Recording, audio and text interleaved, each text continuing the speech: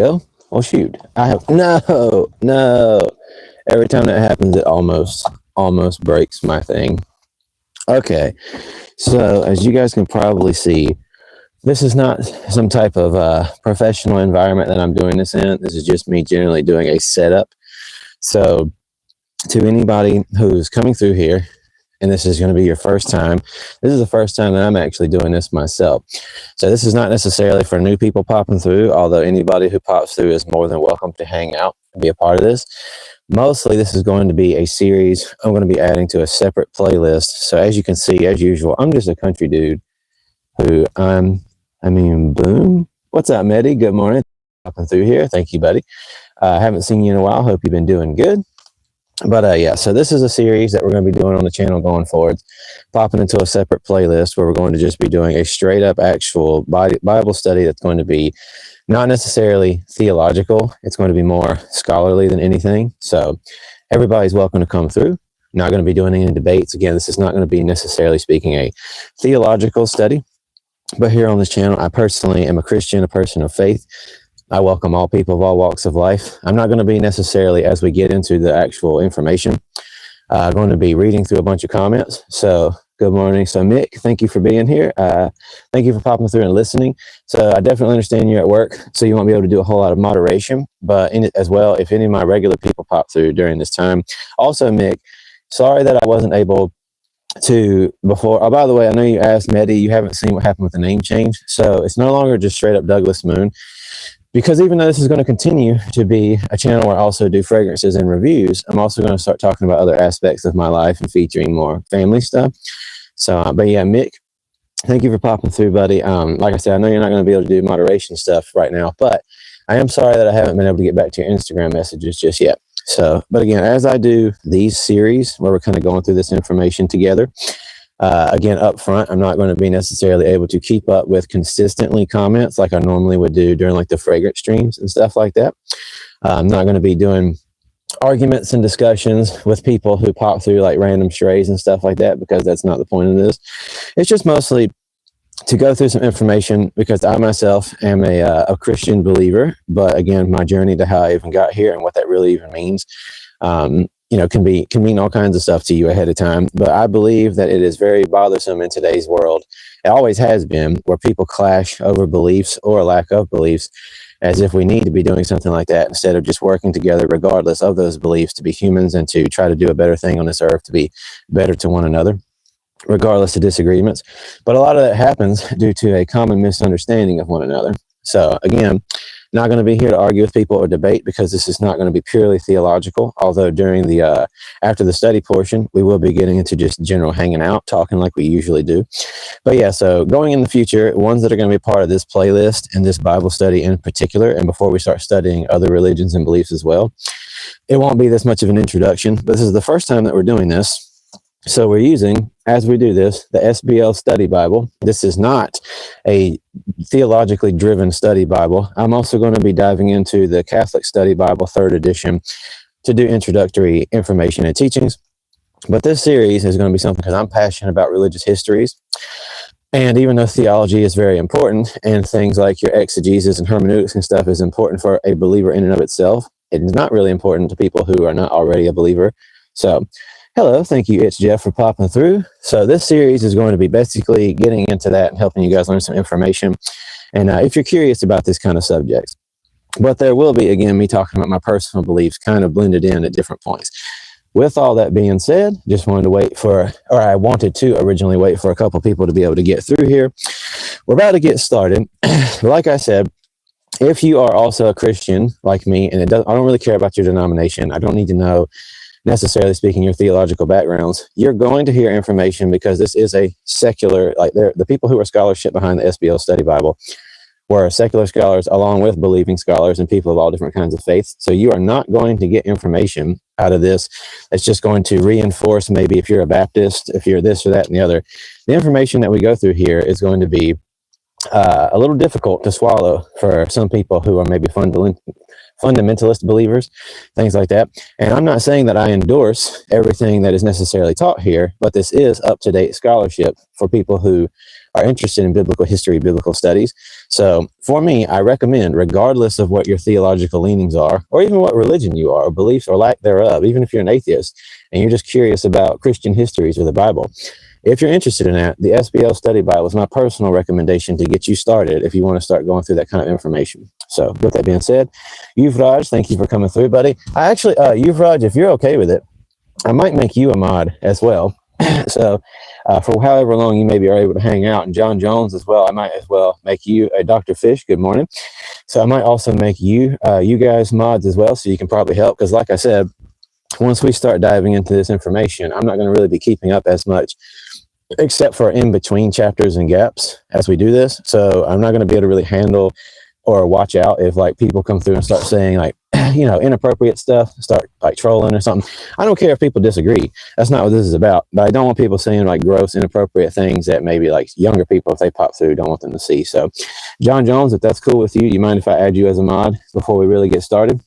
I don't expect you guys to have to hang out for the entire time. But yeah, like I said, these aren't going to be theologically based in and of themselves. There will be a little bit blended in, but it's mostly just about educating and then discussing, and then we can go from there and talk about my own beliefs. Just received my study Bible last night. Heck yeah, Mick. All right, John, can we have a talk? Bamboozle. Hold on real quick. Let me add my buddy here. Standard moderator. Heck yeah. Okay, yeah, so we can totally have a talk. John, thank you very much. So now going forward, you're going to be able to help me keep stuff out of here like the riffraff and John.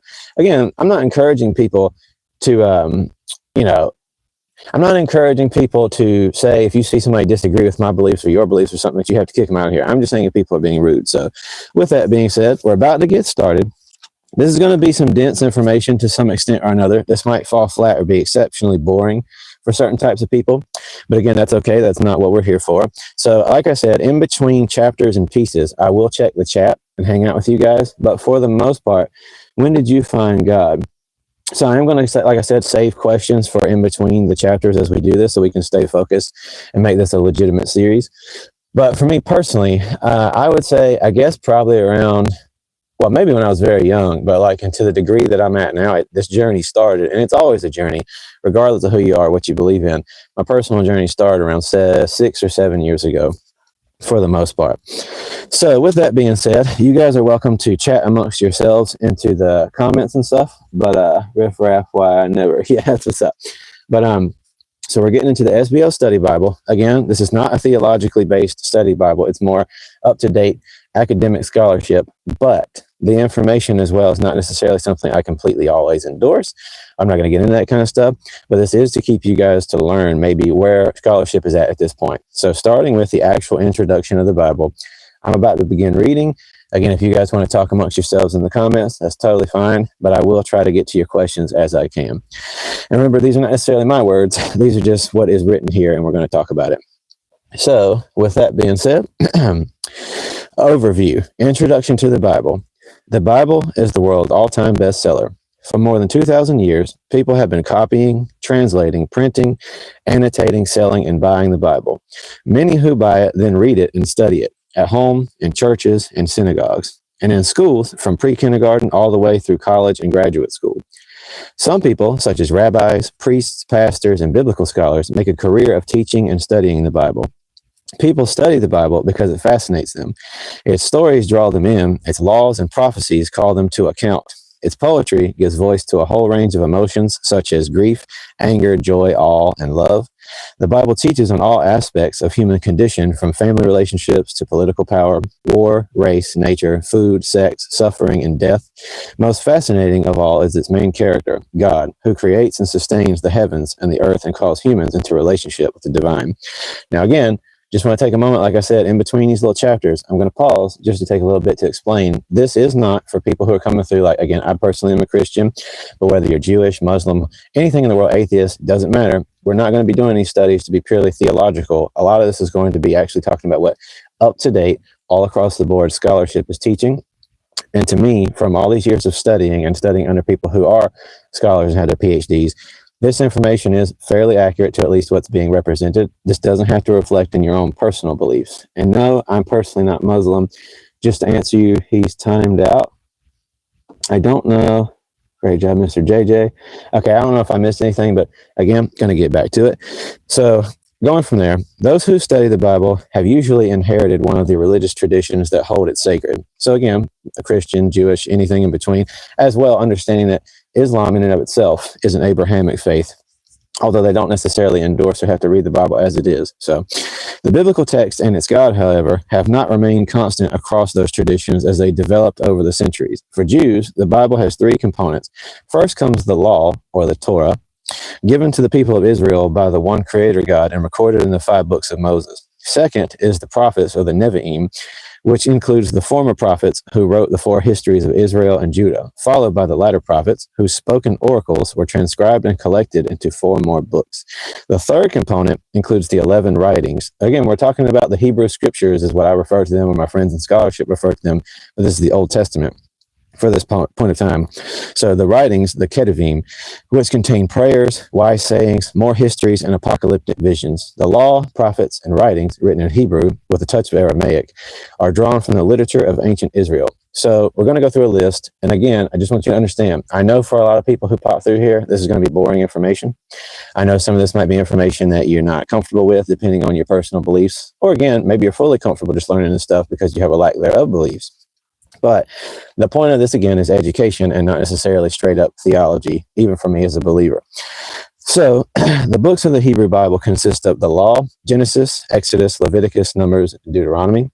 The prophets is the second section. So this is also going to be the Nevi'im, Joshua, Judges, Samuel 1 and 2, like 1st and 2nd Samuel, 1st and 2nd Kings, Isaiah, Jeremiah, Ezekiel, and then the 12, Hosea, Joel, Amos. I'm not going to say some of these right. Obadiah, Jonah, Micah, Nahum, Habakkuk, Zephaniah, Haggai, Zechariah, and Malachi. So again, a lot of this might not mean a lot to you guys. The writings then are the second part, the last part, the third part, the Ketuvim. Psalms, Proverbs, Job, Song of Songs, Ruth, Lamentations, Ecclesiastes, Esther, Daniel, Ezra, Nehemiah, and then 1st and 2nd Chronicles. Now, I do want you to understand, especially for a lot of people, I myself am not Catholic, but for a lot of you guys who maybe are or are not, or as well who are Muslim, Jewish, Hindu, whatever you might be, atheist, any of those things, basically, you might not necessarily understand that for the Catholic Bible, who in their Old Testament uses what's called the Septuagint, and then as well, for a handful of other people who want to study certain things that include what they call the Apocrypha, it features a couple of books in the Old Testament that a lot of Protestant Bibles, or most of them, do not use at this point. So in these study Bibles that I'm going to be talking about, it does feature those books. If you're unfamiliar with them, we'll get to that information in time. I also want to apologize for you guys that I'm not keeping up with your comments at this point, but like I said, during this study series, as we're kind of doing this, I'm not personally going to really be watching what a lot of people are saying until I get to the point where I'm going to actually be able to do a question section when I finish today's lesson. But we're diving into the Introduction to the Bible from the SBL Study Bible. And then you can ask me whatever you want. So Christians whose first members were Jews of the 1st century CE, Common Era, continued to worship the Jewish God, but also revered Jesus and the Holy Spirit. Even as Christians swelled their ranks with non-Jews, they never abandoned the law, the prophets, and the writings. So again, as we went through already, the Torah, the Nevi'im, and the Ketuvim.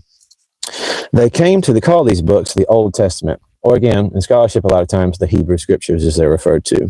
They then added a New Testament with 4 versions of Jesus' life story, 1 account of how Jesus' followers continued his ministry after his death, and 21 letters attributed to some of those followers, and 1 apocalyptic vision. With that being said, then it includes like a list of the New Testament books, but we're not going to read that out loud because it's kind of important at this point. Excuse me, not important at this point.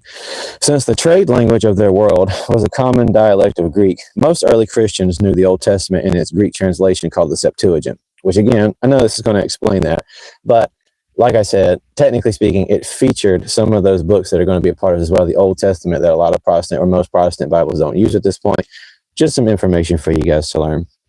While the Septuagint dates from the 3rd or 2nd century BCE, its oldest surviving manuscripts were produced mostly by Christians. In addition to texts found in the Hebrew Bible, the Septuagint includes Jewish works from as early as the 3rd century BCE, written in Greek but not found in the Hebrew Bible. These works include legends about characters such as the exiled Israelite Tobit and the Judahite widow Judith, whose plus writings attributed to the ancient kings and prophets. They also feature additions to the books of Esther and Daniel. 13 of these books, plus the editions of Esther and Daniel, remain in the Old Testaments of Eastern Orthodox Christians. In the West, Roman Catholic Old Testaments include the addition of plus 8 other books. Most Protestant Old Testaments do not include any of these books. So by the way, if during this time you hear me say anything or talk about anything and then it gets rehashed in here, I apologize. I just like to normally I'm doing this kind of stuff and talking with people or speaking with people about this information in person. So when I'm teaching these things this way, I'm going to accidentally maybe throw information out there that we're going to get to. And one more time, just to reiterate for new people who pop through, I know this might be very boring information for a lot of folks who maybe don't care, but to you guys who are interested in this kind of stuff and belief system history, especially Christian history, it's fun to go through this stuff. Again, this is not theological. We're just mostly covering up-to-date scholarship. And then we'll talk about maybe my own personal views, and anybody's welcome here for this. So, with that being said, although Jews and Christians operate with various concepts of God and the Bible, they have traditionally shared the conviction that the Bible, however they define it, is God's word, written by God's prophet and apostles. When they study the Bible, they seek to learn about God and God's relationship with humans and the world and the natural world. They search God's word for answers to questions such as these: how can we know God? What is God like? And what is our duty to God and to other humans? These questions are of the most importance to people who study the Bible within a religious context, but they are not the only questions that can be asked of the Bible. Biblical scholars who study the Bible in an academic context ask other questions. Who wrote the Bible? What can we know about the historical background of each book? Why are certain books included and others were left out? What does the Bible mean, and how can we know? These kind of questions fascinate biblical scholars. In their search for answers, they follow clues from biblical texts and examine other ancient texts and archaeological artifacts. They often arrive at surprising answers that lead to scholarly consensus, scholarly counter-arguments, and still more questions. So the next section, technically speaking, is the composition of the Bible. So like I said, if anybody's curious as to why I'm doing this, and I'm also apologizing that I'm ignoring the chat. So I'm not even looking to see what people are saying at this point. I'm kind of leaving it up to if my mods are around at this moment to discuss. You guys can have your own conversations in the chat below. But unlike my normal streams, or especially when we cover my other content like fragrance stuff, these are not necessarily for us to hang out and discuss until after we're finished with the lesson part. This is mostly to actually start giving a little bit of a more education and study together about my own personal beliefs, as well as from a secular stance, and then as well for other people of all walks of life to come into this. And again, just letting you guys know, in the future, I'm going to do streams as well, going over things like the text of the Hindu faiths. And as well, we're going to go through like the Quran, just for people to understand, because a lot of people like debating religion, but they mostly always like accusing each other of taking things out of context without them themselves understanding the context of whatever they believe. So it doesn't really help to make fun of each other that way. So again, just trying to help people learn a little bit, if any way that we can, and then discuss and connect from there. So no arguments, no disagreements, not here to debate stuff with people. It's a waste of time. Why is it a waste of time to debate that kind of stuff? Discussions can work. Debates is just people trying to flex and overdo each other, and you're not proving anything to anybody. Nobody really cares. If people debate things, they're not coming to learn. They're coming to beat each other because you already think you're right. I'm not ever coming to any discussion about this kind of stuff assuming that I'm completely correct or even correct at all. It's just to try to grow together as people and understand that beliefs have a long-standing take for humanity as a whole. So with that being said, we're going to move on one more section. Before we do that, we're going to work our way through in this particular stream the composition of the Bible in this study Bible, and then we're going to go through the compilation. We might not make it all the way through in this stream because I don't want to overdo it for you guys with information as a whole. So we might stop there, start our way over to the Catholic Study Bible introduction to give you some information. Again, I'm not Catholic, but that study Bible actually does feature some pretty actually decent, moderate level, like in between theology and scholarly information. So pretty fun to go through. They are together one person. So again, I don't know if you guys are like arguing or discussing faith and stuff in the comments. So I'm trying not to keep up with that stuff. But I just want you to know, arguing with people, answering questions is okay if you're trying to actually have discussions, not trying to convince people of anything or like push people into assigning to your beliefs. But if you guys end up debating in the comments, it's just going to be a waste of time, because you're never going to convince anybody of anything. So not accusing you guys of doing that, but like I said, I'm not keeping up with it. So next part is, again, the composition of the Bible. I'm not expecting people to have to believe this. I'm not trying to make anybody believe this, nor am I saying that I align with everything it might say. But this is the current up-to-date, across-the-board scholarship you'll get in academia. And it's good to learn this stuff. So as far as it says, the composition of the Bible, consider this question: who wrote the Bible? Ancient evidence yields few definitive answers. It seems clear enough that no single individual composed all the biblical texts. In fact, various inconsistencies within the first 5 books of the Bible suggest the work of several authors over as many as 5 centuries. Many scholars attribute few, if any, Psalms of David to King David, no, in quotations, Proverbs of Solomon to King Solomon, and less than half the book of Isaiah to the prophet of Isaiah. They wonder about the various authorial, I don't know if I said that right, authorial styles, emotional tones, and historical circumstances reflected in the 13 letters that bear the Apostle Paul's name. As for the remaining 14 New Testament books, 8 of them attributed to various apostles. 6 of them, including the Gospels and Acts, are anonymous. Nobody knows for sure who wrote them. It is, again, I'm not saying to you that I subscribe to everything that's written here, or that you have to as well, or that I disagree with this. Those are things I'm not necessarily going to affirm during these studies. I'm just telling you and teaching you the best that I can what's current up-to-date scholarship, so that it might help you at all. And I know it might drive you crazy that I reiterate and reaffirm this stuff, but you'd be surprised how quickly people can take a hard stance and like disagree with something that they hear and they don't like, and then make assumptions about what you believe when you do the same thing, right? I'm sure that's already happening in the comments, though I'm not reading them. It is a little easier to answer this question: what can we know about the historic background of each book? Evidence includes language, usage, and references to historical events, plus similarities with or references to and citations by more easily datable works. Using these clues, scholars can often try, or at least will potentially even conclude, the date of the biblical books or portions of to within at least a century or two of potentially when they were actually written. Sometimes, in the case of a prophecy with a clear historical reference, they can name the precise year even potentially.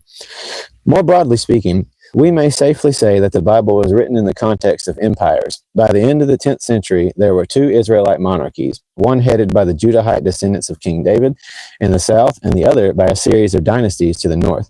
Beginning in the middle of the 9th century BCE, the peoples of Israel and Judah began paying tribute to a succession of larger imperial powers. Invasion, pillage, and deportation followed in due course. By the end of the 8th century, the Assyrians ruled over Israel. The 6th century began with the Babylonian quest of Jerusalem and the exile of many Judahites to Babylon.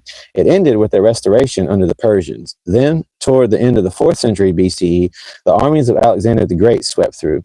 Within a few years, Alexander died. His successors, first the Ptolemies in Egypt, then the Seleucids in Mesopotamia and Syria, ruled the territories of Israel and Judah until the Jewish Hasmonean dynasty, allied with Rome, carved out a century of relative independence.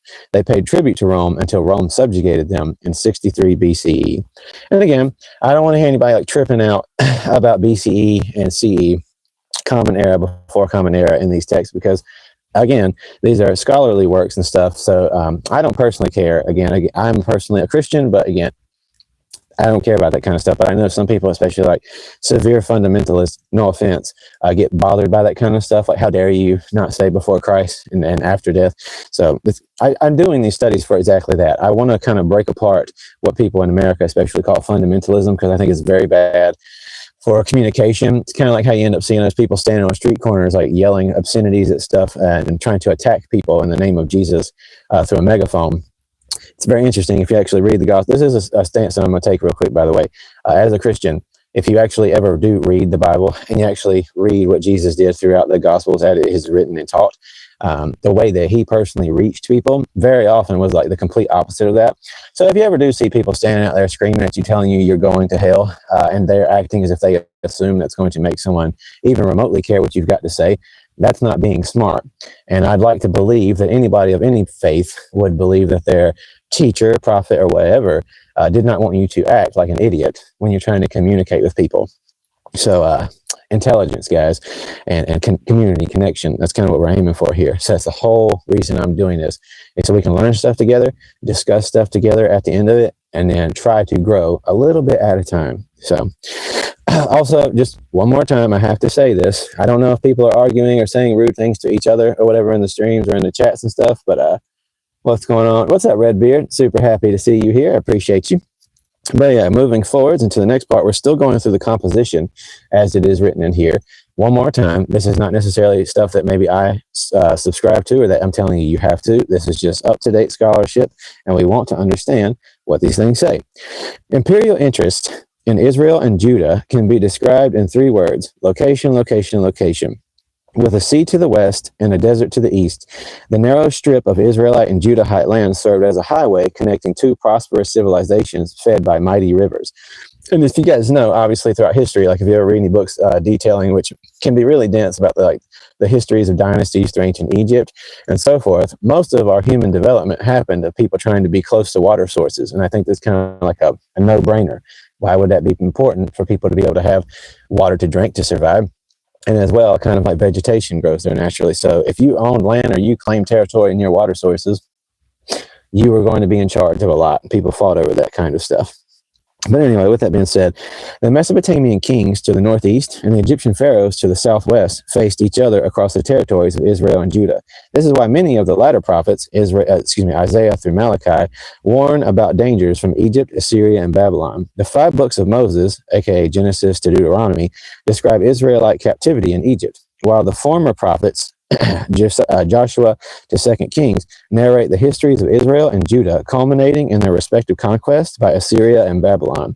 These books are thought to have reached their final form during the Babylonian exile. The book of Daniel is set in Babylon, the book of Esther in Persia. They, along with several others, may have been compiled in the post-exilic Judah, some under Persian rule, others during the period of relative independence as the Hasmonean dynasty expanded its reach in lands regarded by Roman rulers as the eastern shore of our sea. All this indicates that much of the Hebrew Bible was written long after the events it describes. This does not necessarily imply inaccuracy. Most authors surely relied on oral and written sources that may indeed have preserved accurate details. It does, however, imply a certain kind of subjectivity. The stories of the patriarchs seem to have been told from a perspective of the Israelite and Judahite monarchies. The histories of Israel and Judah, written by Judahite exiles who have seen their kingdom crumble. The book of Daniel, composed by pious Jews facing religious persecution from the Seleucid king based in Syria. And only the books of the latter prophets include oracles that pertain the time of their delivery. The rest of the Hebrew Bible interprets the past, anticipates the future, and lays down social and ritual protocol for hierarchical societies, and preserves poetry and words of wisdom. So again, I know this is very dense information. It's not stuff for everybody. This goes a little bit all over the place, and I know it's a little bit something for people to disagree with one another. By the way, really appreciate you guys stopping through. I don't know, what's going on in the chat because, again, it's not really something I'm keeping up with during these types of videos.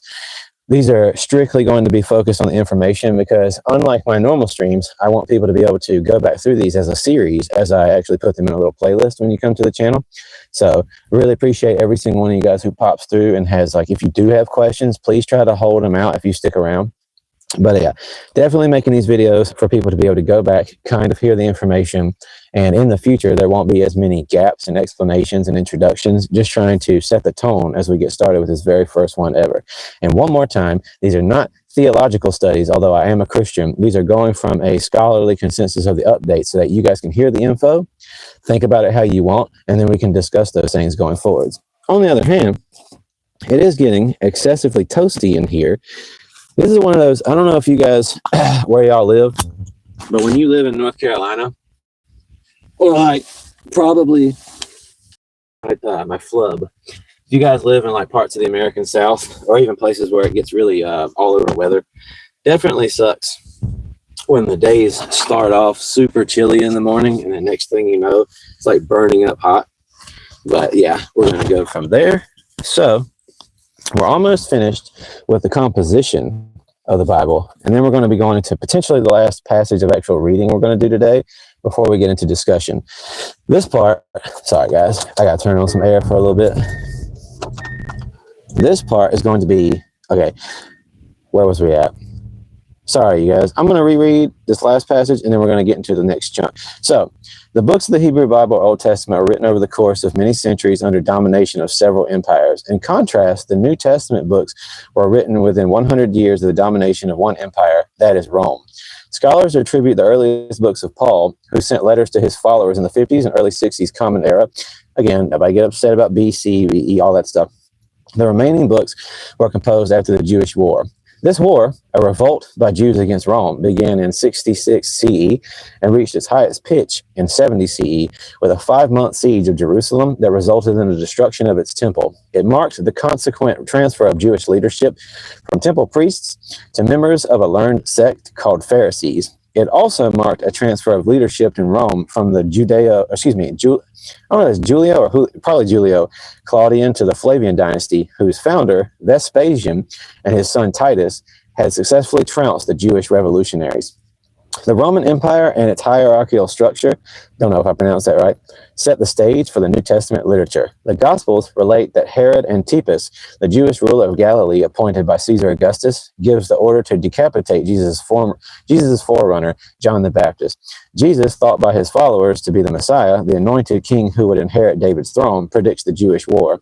He is crucified by order of Pontius Pilate, the Roman governor of Judea appointed by Tiberius Caesar. The remaining books tell how the good news, in quotations, aka the gospel, about Jesus spreads by way of Roman roads and trade routes, while imperial policies regarding deportations, executions, and emperor worship put Christians at odds with Pharisees and Romans alike. The provinces pay their taxes, the poor seek patronage from the rich, and many are enslaved. On this Roman stage, the New Testament plays out in its drama in Jewish scenes, even when the settings include cities such as Antioch and Rome. The action concerns resident Jews and Judaism. The New Testament is steeped in Judaism because Jesus and his followers were Jewish. So was Paul, along with most, some say all, of the New Testament authors. Therefore, the New Testament books consistently refer to Israel, Israel's God, daily prayer, the Jerusalem temple, and then ritual purity, holy days, and David's dynasty.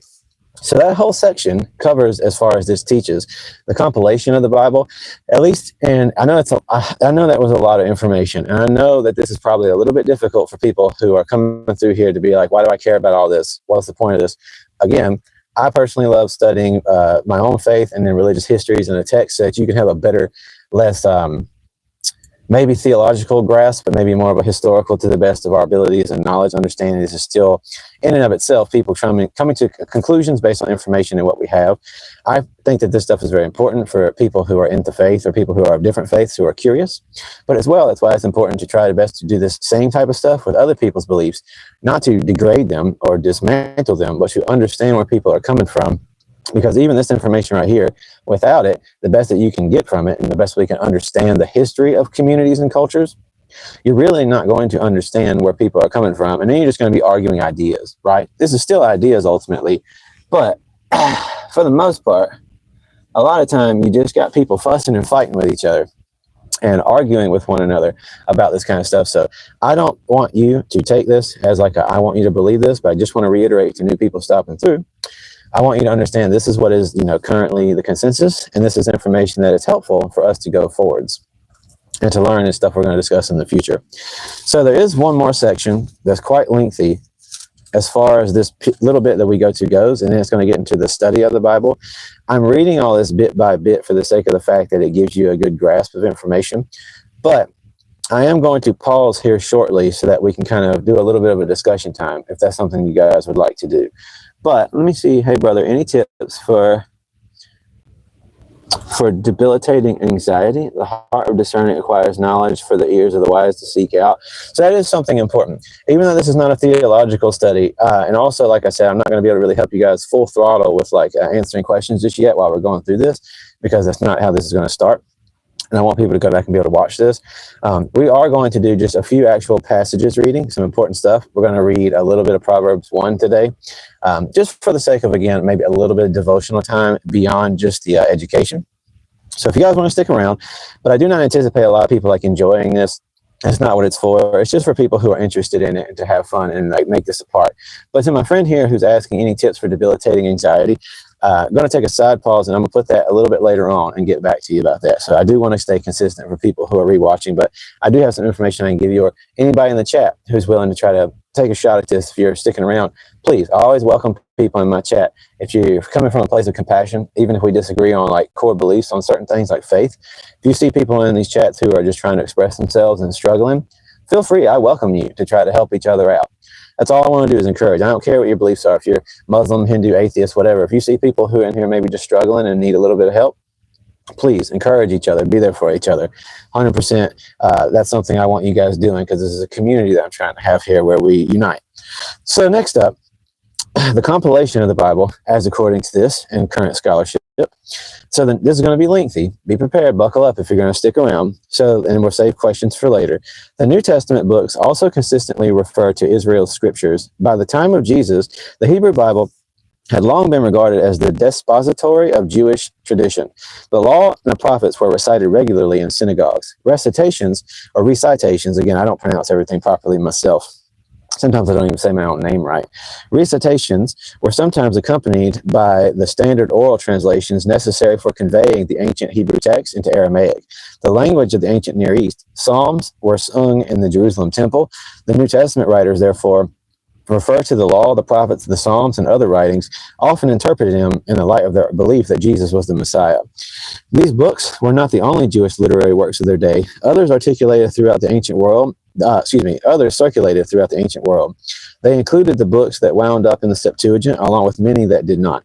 These additional books, some attributed to biblical characters such as Noah's great-grandfather Enoch and David's son Solomon, appear in various lists from as early as the 6th century CE. They are now known to Christians as the Old Testament pseudepigrapha, whatever. Still other books date from about the middle of the 2nd century BCE through the early decades of the 1st century.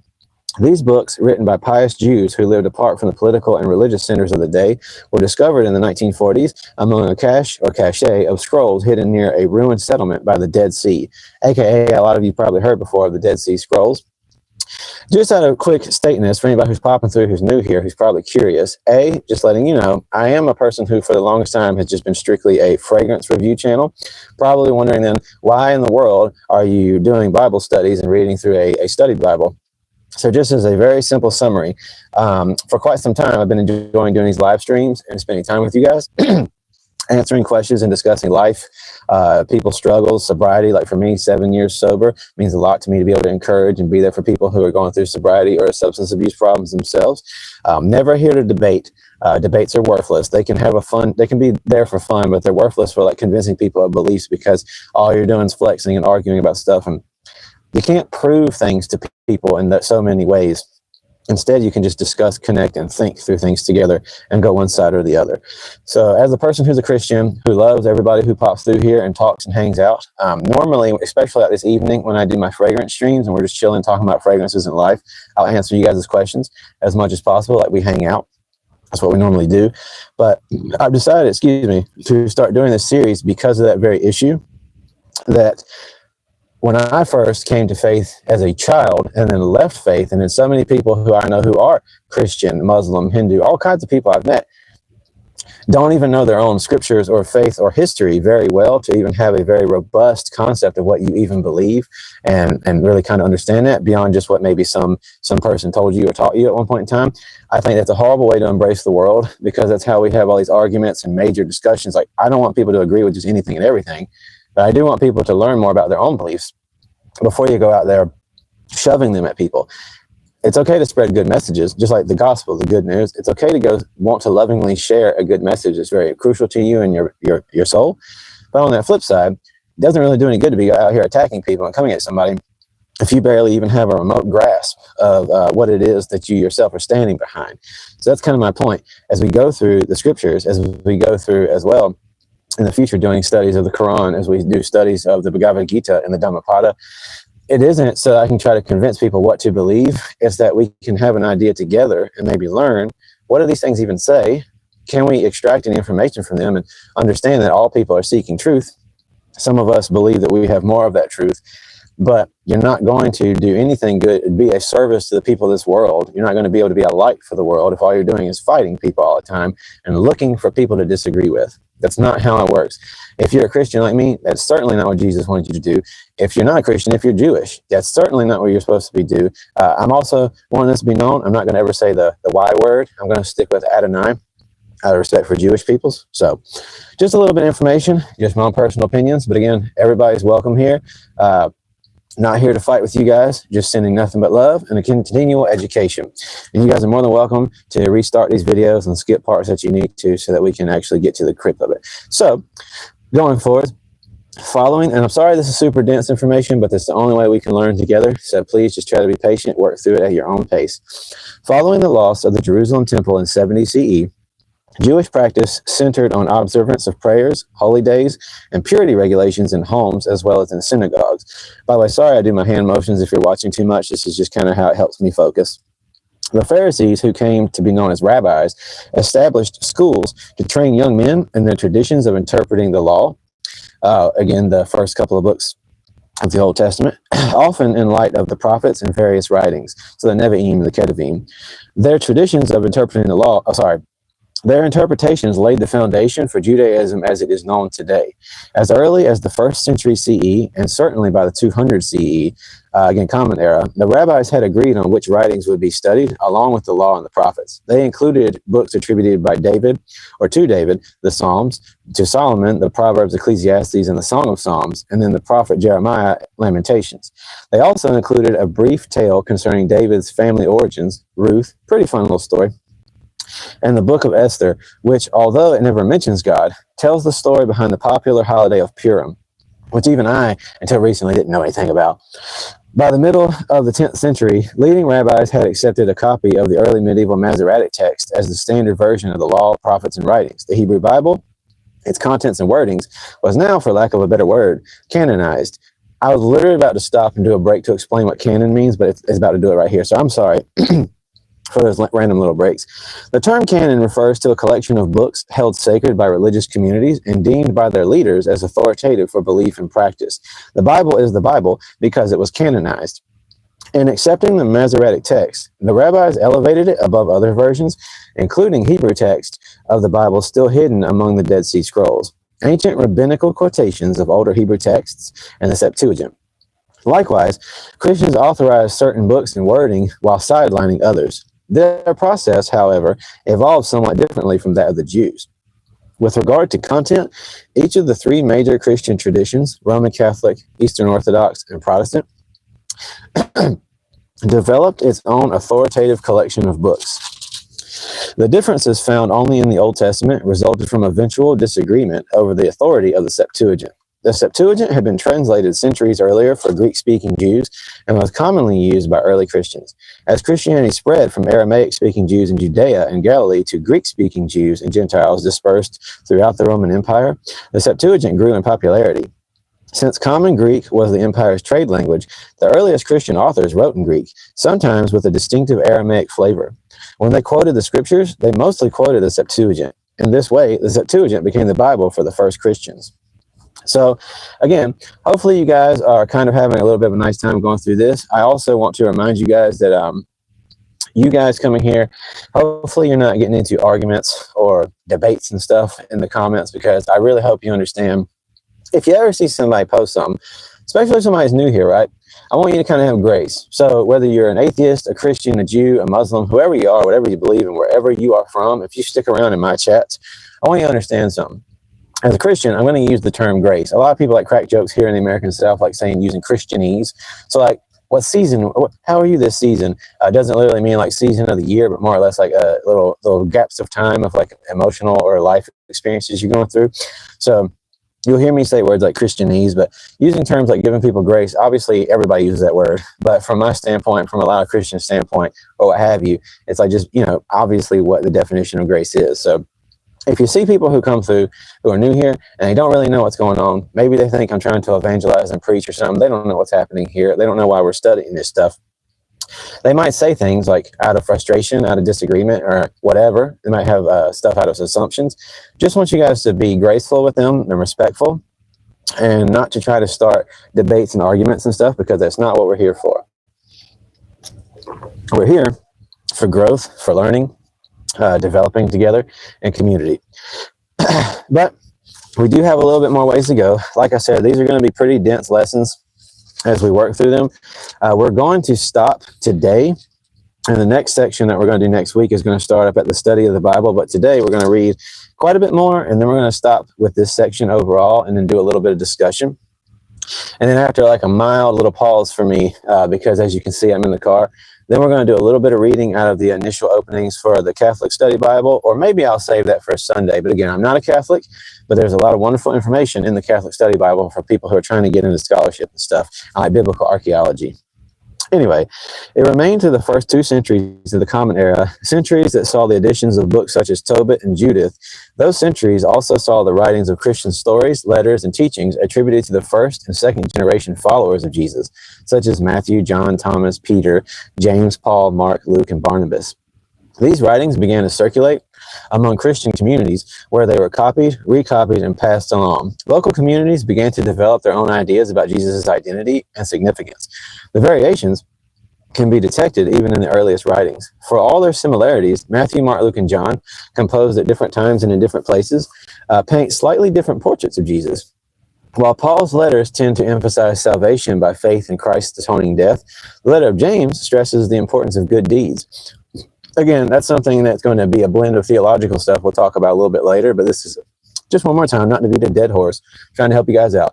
It's mostly focused on general scholarship without being too theological. The communities that copied and circulated the individual writings eventually began to compile them. Collections of Paul's letters are among the existing manuscripts dated to about 200 CE, while several 3rd century manuscripts only contain only Matthew, Mark, Luke, and John. The task of making collections and authorizing them became more important in 313, when the Emperor Constantine, the Roman Emperor, in the wake of a battle that extended his authority eastward into Mesopotamia, declared his support for Christianity. In 325, he presided over a council of bishops from Britain to Persia, who together affirmed the divinity of Christ. In 331, he commissioned the production of 50 Greek Bibles. This order almost certainly spurred efforts to determine exactly what to include. In 367, the Bishop of Alexandria, if you don't know, Alexandria, I'm pretty sure, is in Egypt. The Bishop of Alexandria published a list of 27 books widely associated with the teachings of Jesus and his first followers. These books came to be recognized as the New Testament canon. Again, if you don't recall, if you weren't here for it, canon is just the concept of like a list of grouped together books. So with that being said, meanwhile, Common Latin had replaced Common Greek as the Roman Empire's trade language, and Latin versions of the Bible began appearing. In the late 4th century, the scholar Jerome produced a new Latin translation of 27 Christian books, which enshrined them as the official New Testament for the Roman Catholic Church. Jerome also produced a new Latin translation of the Septuagint. Before completing the project, however, he decided that God's Word ought to be translated from its original languages. He replaced his translations of the Greek law, prophets, and writings with translations from a Hebrew version. In its final form, therefore, Jerome's Old Testament included the books of the Septuagint in order, some translated from Hebrew and others from Greek. In the 15th century, Jerome's Vulgate, as it was called, became the official Bible of the Roman Catholic Church. Today, the Vatican authorizes the use of a 1979 revision and approves various translations of the same Hebrew and Greek books in contemporary languages. It has an actual breakdown of those, but we're not going to get into all that because it's pretty much unnecessary for you guys. One more time, I see that people are commenting, but remember, I'm not going to be reading those just yet. So just want to continue to re-encourage as new people stop through. We're not here to debate. We're not here pushing theology on people. At this moment, we're just doing a strict study of what is considered up-to-date scholarship for the sake of learning. And then we can get into some ideas. Starting in the 16th century, when Western European Protestants began to break away from the Roman Catholic Church, they forsook the Latin Vulgate because they believed that God's Word should be understood by all people. They translated the Hebrew Bible and the Greek New Testament into their contemporary languages. A few Protestant groups included books that appeared in the Septuagint and the Vulgate, but not in the Hebrew Bible. To distinguish them from the books originally written in Hebrew, they called them the Apocrypha, or the things that are hidden away. As for the churches in the Eastern Roman Empire, they never adopted the Vulgate. They had always read the Septuagint and the New Testament in their own languages, starting with Greek versions in Greece and North Africa, along with Syriac translations in Syria and Palestine. In the middle of the 11th century, they broke with Rome. Eastern Orthodox Bibles, therefore, include books of the Septuagint, including a few not found in the Roman Catholic Bible, along with the previously established New Testament. As you can imagine, the throat gets a little dry after doing this for a while. So I apologize for the little yucky noises if you hear anything. So, and then it gives a pretty decent breakdown of the Greek Orthodox Old Testament as well. So we're almost done with the actual readings of this. So I appreciate you guys who have stopped through. I appreciate you guys who are being patient and everything. So one more time, this is not an evangelical type of Bible study. This is not a theological Bible study. This is a breakdown of current scholarship. I am a Christian, not here to debate or argue with anybody. Since I can't prove to anyone what I see as the truth, nobody else can prove what they believe either, in and of itself, in those kind of capacities when it's theological, spiritual, and all that stuff.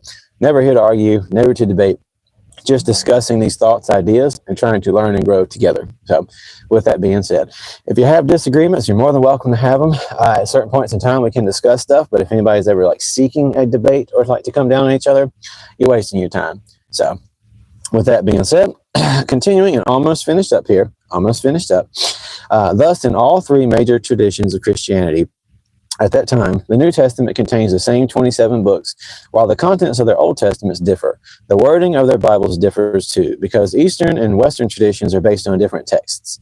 The traditional Eastern Orthodox Old Testament relies on a version of the Septuagint, and its New Testament,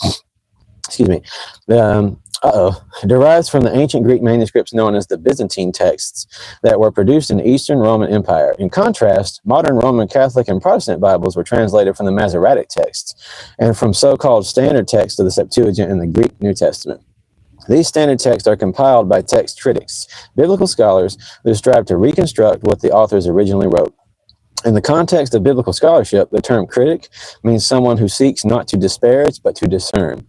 Text critics consult a large variety of ancient Greek manuscripts, each with slightly different wording. They sift through the variants using strenuous criteria to judge which wording is most likely to have been the original. They then publish that wording in standard texts. So this is going to be the last actual paragraph before it goes into the section of the study of the Bible. So not teaching you how to study the Bible, but talking about different groups of people throughout time's particular study of the Bible. By the way, hey, Libby, everybody stopping through. Appreciate you guys. I very much appreciate y'all so much for coming through. Anybody's welcome to hang out. Again, anybody's welcome to like share your thoughts, but remembering this is not a place of debate. It's just a place of hanging out and doing general studies together. So biblical scholars also translate the Hebrew and Greek texts into modern languages, including English. The first English Bible, William Tyndale's New Testament, was published in 1525. Other popular English Bibles include the King James Bible from 1611, the Revised Standard Version from 1952, and the New American Bible from 1970. The SBL Study Bible, which is this one, uses the New Revised Standard Version Updated Edition, which is from 2022. It's a revision of the original New Revised Standard Version from 1991. This translation was produced through the collaborative work of Protestant, Catholic, Greek Orthodox, and Jewish scholars. They aim to make their translation as literal as possible without sacrificing readability. They also strove for transparency. For example, when they use an ancient variant, often found among the Dead Sea Scrolls, to clarify confusing Masoretic text expressions or replace uncertain wordings in the standard Greek text, they indicate the options in the footnotes. So, with all that information that we went through today, we still haven't even finished through what would be considered the introduction to the Bible. So, like I said, this is taking you guys through a up-to-date scholarly level blend of like scholars who are secular from all different belief systems as well, who are just giving you a collaboration of today's most up-to-date scholarship as far as understanding like the history of the text of the Bible.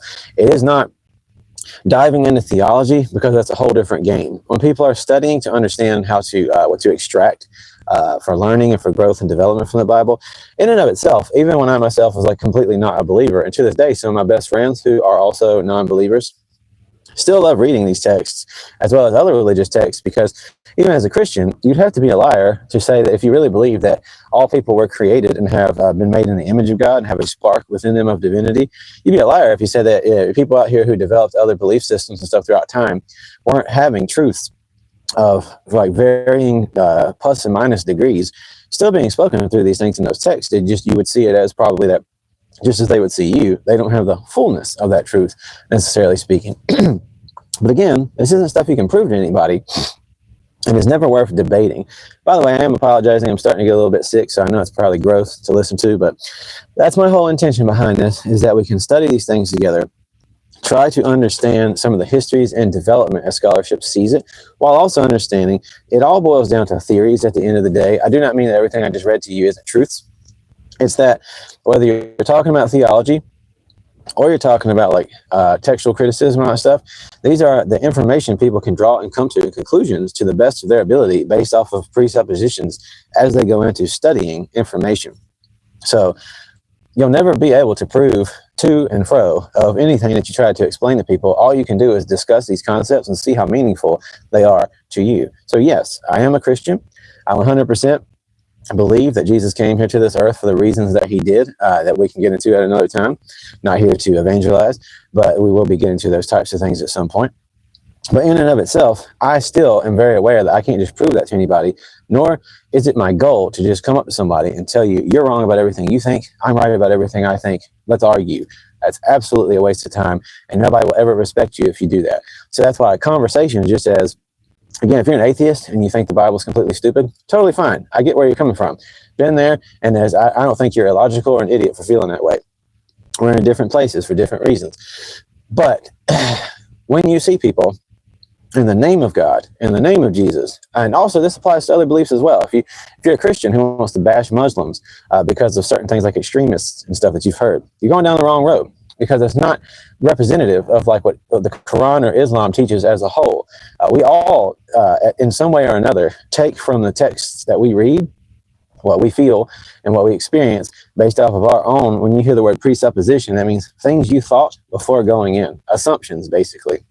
So you got to try to remember that when we study these things and talk about these things, however you might, if you struggle with something or if you're curious about something, maybe you're unsure, you have a different way of looking at it, you got to remember you're already coming at everything with your own, like, again, I'm a Christian, but one of my favorite scholars to listen to, though I don't agree with him on everything, maybe even half of everything, just goes in to and fro, is Dan McClellan. He just wrote an excellent book. So I'm not sponsored or anything. I'll see if I can find it real fast. Again, we're really loose cannon during these live streams, just kind of having fun hanging out. Okay, I can't find it. But either way, Dan McClellan just wrote an awesome book, and while we disagree about certain conclusions and stuff like that, I have to say that at the end of the day, it's very important to remember that he always talks about you're negotiating with the texts. That's true. All throughout original church history, when they were praying, discussing concepts, coming up with ideas, and every other single belief system does the same thing. They negotiate within themselves, within one another, based off of experiences, the texts. Now, I know if you're a non-believer, you're probably sitting there saying, well, then why should I trust anything that you say? Or like if somebody's trying to convince me that God's real, this and that and the other. Again, it's actually ultimately down to personal experience, discussions. That's why arguing about semantics and stuff ultimately becomes a waste of time, because everybody has their own perspectives and experiences, and you just kind of get down to conversations and connections before we can even get anywhere together. So at the end of the day, not here to convince anybody of anything, not trying to convert people. We are just discussing, learning together. And if people have disagreements, they have disagreements, but we're here to just develop and grow as a unit. With that being said, you guys still talk amongst yourselves. I have to do something that we young fellas have to do if we're about to go to places and have work to get done, but we're sitting in the car. No offense to anybody, but hopefully you guys are trying to be respectful to each other in the comments. Again, it's not really my goal during these discussions to into them.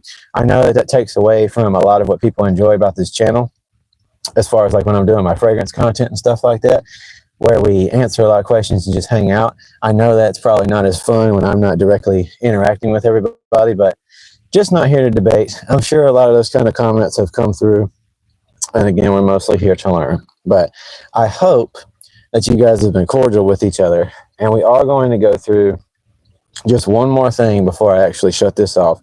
But I appreciate you guys so much for stopping through. Again, this is not all this channel is about. I do a little bit of everything. It started off as a fragrance review channel. Still to this day, I'm going to continue doing my fragrance reviews. That's not going to stop. And I'm not here to push belief on people in any way, shape, or form. But I am a person who believes for my own particular reasons, and I do love learning with you guys. So you can always choose to keep scrolling but we'd love for you to stick around and discuss with us. I definitely appreciate, so I don't know, like I said, what's happening in the chat, but I can see you guys are hanging out. And Mick, I want to tell you something. I think you're the person, no, I'm so sorry for forgetting this because there's been a lot going on with family lately. So I think you're the person who told me the other day that you grew up Catholic, I'm pretty sure. Again, I'm not Catholic myself, at least not at this point. You never know what the future holds, necessarily speaking. But I saw, and my buddy as well, Sammy, it's a super awesome buddy. I'm not sure if he got to pop through here or not, but very happy to see you, Sammy, if you come through. So definitely want to discuss the idea that if anybody's looking to be hopefully like very much convinced of like their belief or like reinforce their belief when we do these discussions, unfortunately, not you, Mick, but just people in general, that's not quite what these are for. So we're not here to try to convince people of beliefs or anything. We're here to study scholarship and as well understand the histories the best we can of this information and text, and also read texts that disagree with what you may or may not believe. Because it's the only way you grow. Never is it good to live in an echo chamber, as they say. So with that being said, I am, on the other hand, about to actually do a little bit of reading from Proverbs, because for people now who maybe are believers, now that we're past the scholarship point, and we just want to talk about some stuff that is important to me, I like reading through this. We're not going to get into the historical breakdown of these passages, what they were originally for. If you guys know anything about the idea of like hermeneutics or exegesis or anything along those concepts, we'll talk about those more in the future.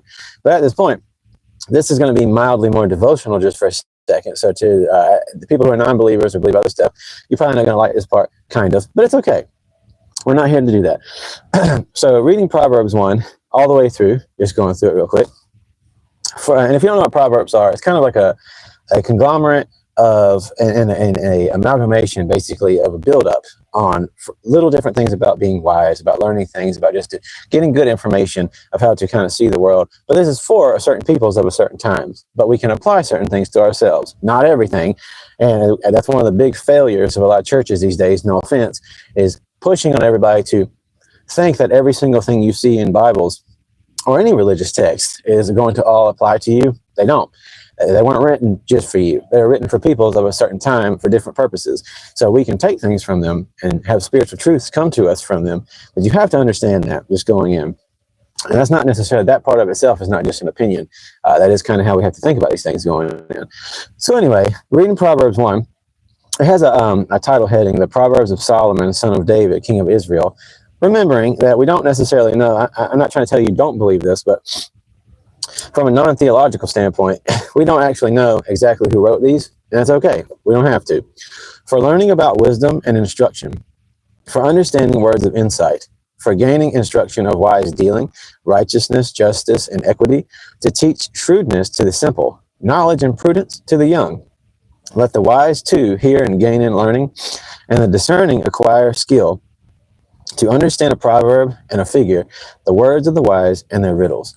The fear of the Lord is the beginning of knowledge. Fools despise wisdom and instruction. Just going to pause right there. Again, not trying to push beliefs on anybody, just instructing people who maybe are already believers and want to learn a little bit more.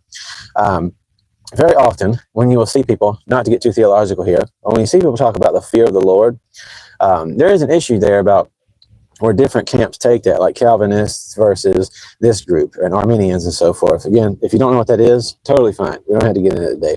But in and of itself, it is the concept of reverence. To have reverence and complete respect for God. If you're a non-believer, you're not going to appreciate that anyway. Totally okay. Not trying to say you should. But beginning with, as this is teaching, the fear of the Lord is the beginning of knowledge. Fools despise wisdom and instruction. So just think of that again, interpreting it to yourself. It's the very idea that starting with appreciating and revering that you are a made being from God above, starting with that very concept, you are beginning to start actually ascertaining knowledge about your own personal self, kind of extracting away from just seeing everything through your own personal tunnel and your own vision and trying to grasp at straws at all times to solve. So my buddy earlier who asked about dealing with anxiety and stuff, just, again, not trying to convert you or nothing like that, but just starting from the core root. Everything that is causing you those anxieties, everything running through your mind, you trying to solve any problems that you might be experiencing, you yourself trying to push away, just constantly trying to solve everything, pushing those things away, and circling back to the center, however you got to do that. Even if it just starts with you personally meditating. Again, no offense to my fellow Christians, but we're not just staying strictly theological here. Starting at the very root of realizing there's a lot more than is going on that you personally understand, even in other people's lives. You are not the main character. You are, to you, the main character, but in and of yourself, you're not the main character in this world. We're all in this together. We weren't made to just be individual. We were made to be individuals as well as part of communities and societies. So a little bit going on there, so much more to extrapolate, but just starting there. So again, the fear of the Lord is the beginning of knowledge. Fools despise wisdom and instruction. So much meaning there, but we're not going to keep going for that for now. Hear, my child, your father's instruction, and do not reject your mother's teaching, for they are fair garland for your head and pendants for your neck. My child, if sinners entice you, do not consent. If they say, come with us, let's lie and wait for blood. Let's wantonly ambush the innocent. Like Sheol, let us swallow them alive and whole. Let those who go down to the pit. Like those who go down to the pit. We shall find all kinds of costly things. We shall fill our houses with spoil. Throw in your lot among us. We will all have one purse. My child, do not walk in their way. Keep your foot from their paths, for their feet run to evil, and they hurry to shed blood. For in vain is their net baited, while the bird is looking on. Yet they lie in wait to kill themselves, and set an ambush for their own lives. Such in the end of all who are greedy for gain. Such is the end for all who are greedy for gain. It takes away the life of its possessors. Again, just kind of this is not directed towards every individual person, but the author of this kind of expressing that idea that seeking after hurting others and claiming things for yourselves and taking and living a life of greed, a life of so many other things that are bad for the soul, bad for society, bad for one another. It's just that idea of teaching people that, and in and of itself, gaining wisdom is to gain real knowledge and usages for this world, for your life, for development and growth. Whereas seeking all of the things of this world that create people to be the worst of the worst through gluttony, through greed, and so on and so forth, it's just an idea of beginning to teach to a young person and to people older, regardless of who you are or what you believe. Those things obviously are not the way to go. Kind of like people who do what I'm doing, live streaming and stuff, but seeking to do stuff like this just for your own personal attention and gain, instead of putting something positive out there and again, creating community and stuff. It doesn't take very long to see how those things typically lead to someone's demise instead of growth and development. So I like that aspect. Such is the end of all who are greedy for gain. It takes away the life of its possessors. So yes, in certain cases, it has actually cost people's real physical life, but you have to understand what that's really saying. It's taking away the internal spiritual happiness, sustenance, peace of people. So going forwards, again, sorry, my throat's getting dry, but we're going to make it through this. We don't have a lot left to go, but I appreciate you guys so much. Everybody who's come through here. I never, like I said, anticipated these particular streams to be popular or do excessively well. Just for the people who are interested, people who want to come and be a part of this, it means the world to me. And we're going to continue to work through these things as a team and hang out. So it just means a lot to me to every single one of you guys who pop through. And soon when we're almost done, we're going to do our closing prayer together. I do want to apologize in and of itself to the people who have asked questions or maybe had things to say that I haven't got to really be a part of. But again, not here to debate, not here to argue with people, just here to hang out with you guys and stuff and discuss things like that. So anyway, wisdom cries out in the street. In the square, she raises her voice. At the busiest corner, she cries out. At the entrance of the city gates, she speaks. How long, O simple ones, will you love being simple? How long will scoffers delight in their scoffing and fools hate knowledge? Give heed to my reproof. I will pour out my thoughts to you. I'll make my words known to you, because I have called and you refused, and have stretched out my hand and no one heeded. And because you've ignored all my counsel, again, we're talking about wisdom here, and the concept and idea of wisdom, and would have none of my reproof. I will also laugh at your calamity, and I will mock when panic strikes you. When panic strikes you like a storm, and your calamity comes like a whirlwind, when distress and anguish come upon you, then they will call upon me, but I will not answer. They will seek me diligently, but will not find me. Because they hated knowledge and did not choose to feel the fear of the Lord, would have none of my counsel, and despised all my reproof. Therefore they shall eat the fruit of their way, and be sated with their own devices. For waywardness kills the simple, and the complacency of fools destroys them. But those who listen to me will be secure and will live at ease without dread of disaster. And the next psalm is about the value of wisdom. So again, there's a lot of poetic speech there. And that's one of the things that's difficult for people who are biblical fundamentalists, missing the concept of the poetic speech and the whole purpose behind these things. It's very difficult.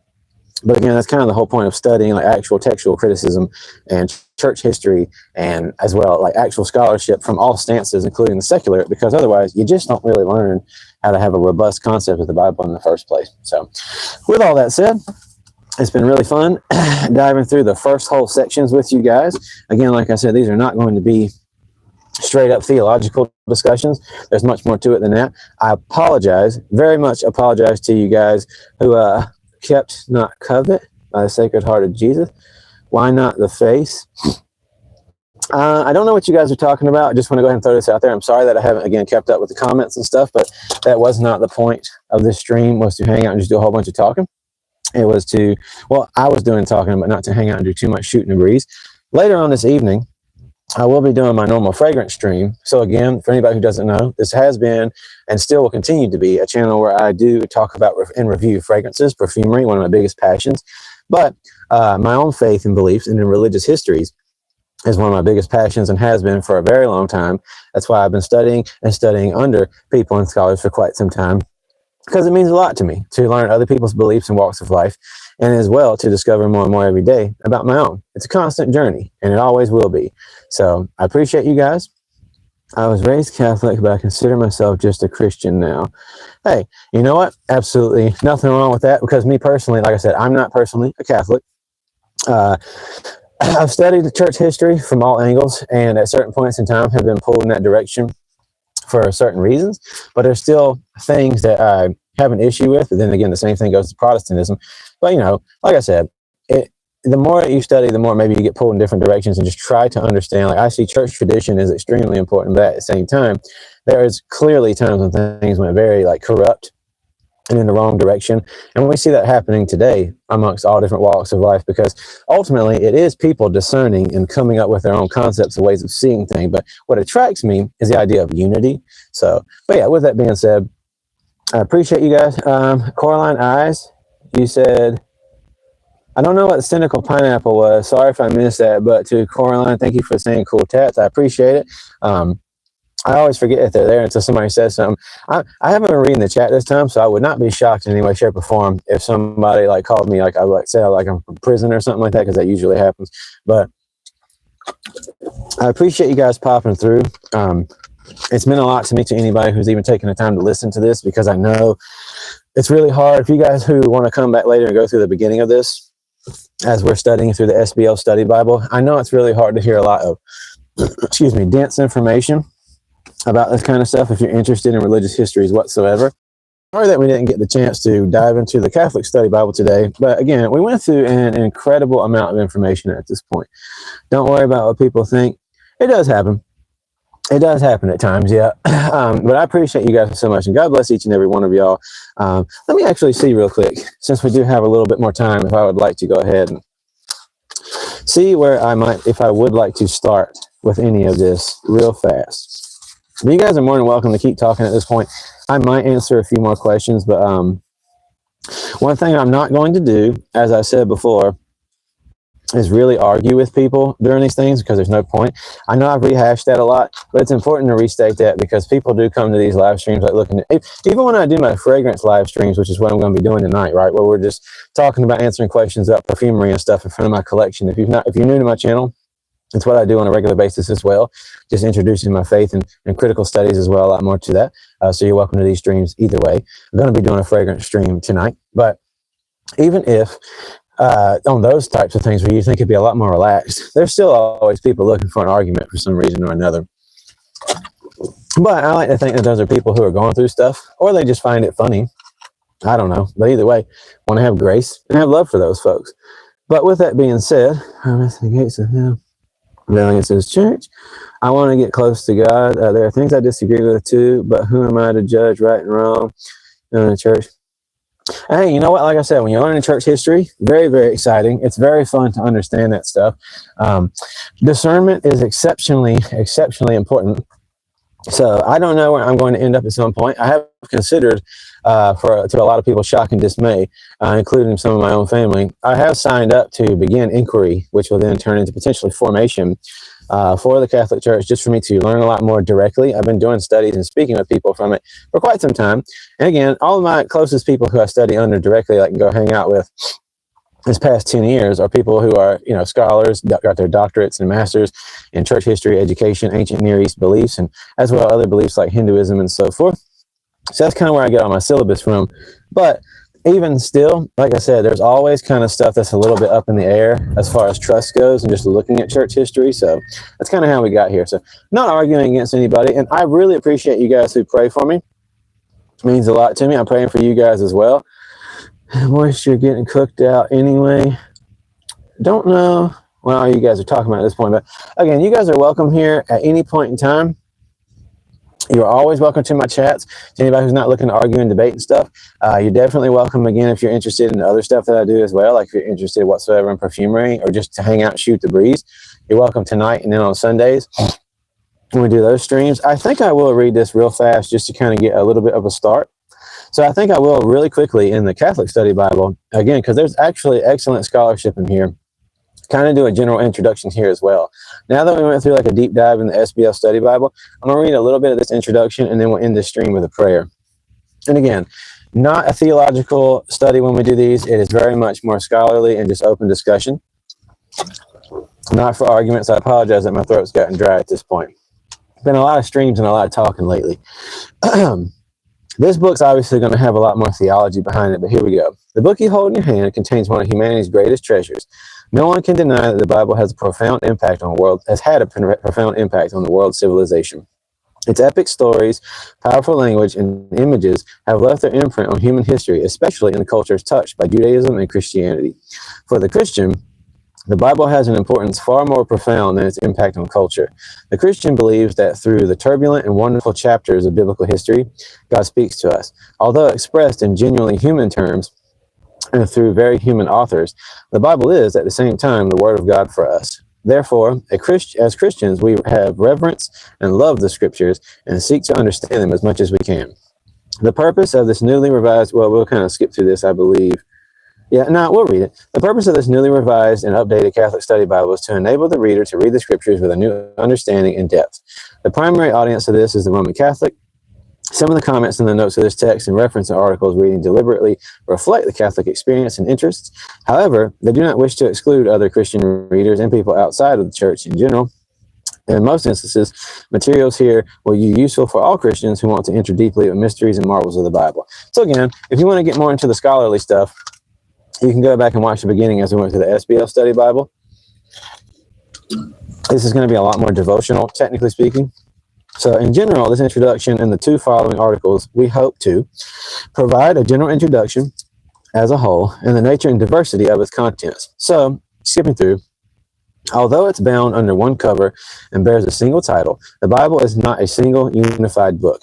It is, in fact, a collection of some 73 different works by different authors using very different styles and perspectives, composed over a span of several centuries and in 3 different languages: Hebrew, Aramaic, and Greek. Most of the Old Testament, 46 books, was written in Hebrew, but parts of the books of Daniel, Ezra, and one verse from Jeremiah were originally composed in Aramaic, a Middle Eastern language related to but different from Hebrew. The Book of Wisdom is written in Greek, but some scholars believe it was originally composed in Hebrew. All 27 of the New Testament books were composed in Greek. Just want to throw a side note real quick to anybody who doesn't know. Again, unlike the scholarly SBL Study Bible we started to stream off with, this one being the Catholic Study Bible, again, I'm not personally Catholic, but this has good scholarship in it. The difference between this one is, compared to a lot of people who might be watching who are Protestant, they do feature some extra books in the Old Testament, which a lot of you guys would call the Apocrypha. So if it throws you off a little bit when they say the number of the books, please don't get too confused. It's just like, if you know anything about that, there's a difference. So anyway, the rich diversity of the Bible is one of its glories because it allows the story of God's people to be told from various perspectives. It also presents a challenge to the reader who should be aware of different cultural, historical, and literary contexts of each biblical book. But there's a deeper unity to the Bible that binds together these individual pieces of literature. Through the many biblical books flows the continuing saga of God's love for Israel and for the church. Each of the biblical authors, no matter how much separated in time, culture, and literary style, share the conviction that God's presence is felt in human history and that God invites the human family to respond with faith and integrity. So that's kind of a general introduction. Let me see if I can find my wife got me what turned out to be like my favorite little bookmarks in the entire world. Oh no, am I almost out? I am almost out. Whoopsie. So these little guys are like magnetic clippies. My wife got me these instead of what I was using before, which is just your typical bookmark. I love these magnetic clippies because they're not as clunky. And how do you like that? I stuck it in exactly the same spot the other one's in. But I love these little guys because they take you through, they just hold stuff in a little bit better place without being as clunky. But I'm sticking out and sliding all over the place. I want to apologize again for all like the little gross, yucky noises I've made during this stream, but my allergies have been acting up like crazy. By the way, if anybody's curious what book I'm reading outside of the Bible stuff that I study on a regular basis, as well also I'm constantly restudying the Quran, the Bhagavad Gita, and other religious texts, again, not for personal devotional use, but to understand their theologies and their belief systems and development so I can understand other people. Again, not to degrade them or put them down or argue, just for general discussion. So, am I learning? Let me seek your wisdom. Fantastic for you guys for praying and everything like that. Really appreciate you guys coming through. I as well just want to throw this out there. I am not a scholar myself, so don't want to in any way, shape, or form convince you guys that I have an actual formal education, because I think that's what I would define a scholar being. I've been studying under scholars with their doctorates and so forth and long-term work in the field, all of which who don't mind me mentioning their names, but I'm not going to because I would just rather keep some of that stuff private. But with that being said, well, I'm actually bring one of my friends on one day and have him discuss. He does these long lecture courses and stuff, but I might bring him on at some point. And he is a scholar in textual criticism as well, ancient Near East beliefs. So not just Christianity, but early literary texts like the Greek pantheons and so forth and stuff. He's really fun to talk to. I might actually bring him on one of these and discuss one day if I can get him. He's super busy. But outside of that, I just like learning these types of histories and connecting with people who have different belief systems as well as my own. So I'm not here to, I am here to share the gospel through interaction and behavior. So no offense to my other Christian buddies. But on the flip side, I'm not here to evangelize, if that makes any sense. I'm here to learn together, to grow together, to go through scholarship and as well theology and different sects together. But I'm not here to convert people, if that makes any sense. Don't believe in debating. Don't believe in arguing. I believe in communicating, discussing, and then going from there personal experiences, because believe me, you can study all you want. You can debate people till they're blue in the face, but you're not going to convince people to believe stuff, right? I know you might want to believe you can, but it just doesn't work that way. Human connection and love is the only thing that can get people to even give consideration to stuff. If they don't respect you, if they already have their own presuppositions, they don't care what you have to say. So it doesn't. By the way, I also want to apologize that I haven't been reading you guys' comments during the stream. I normally always do, especially when I do my fragrance streams, which I do because, again, that's what this channel is basically it's a little bit of everything now. So it used to be Douglas Moon Fragrance. When I got my little silver play button, it was based around that. But recently, after my algorithm kind of killed off for a while, I had like a lot of fake subscribers, I guess you said. Like, I don't mean that like they're fake people, like in an insulting way. I mean, like, I guess basically there was a long boom there where I was getting a lot of also inactive and like maybe not reliable subscribers. So I was like, you know what? I got really excited. I let it kind of go to my head for a while, prayed a lot about it. And I started doing these streams. And hanging out with people and stuff and just having a good time getting to meet people. So yeah, that's kind of how this channel shifted. So now it's Andrew Douglas Moon. That's not my real last name, but Andrew Douglas Moon is my new channel name. I dropped off the word fragrance. I'm still going to be consistently doing fragrance reviews for anybody who's curious, anybody who's interested in that kind of stuff. And I'm going to still be doing my fragrance streams where we talk about and answer fragrance questions in front of my large collection, but as well, also going to still just talk about life during them like I always do. I am going to do that during these streams, but just want you guys to know this isn't going to be an evangelical type of thing. This is going to be talking about scholarship, scriptural histories, and then as well doing some scriptural reading and a little bit of devotional stuff. So everybody's welcome. Not here to debate.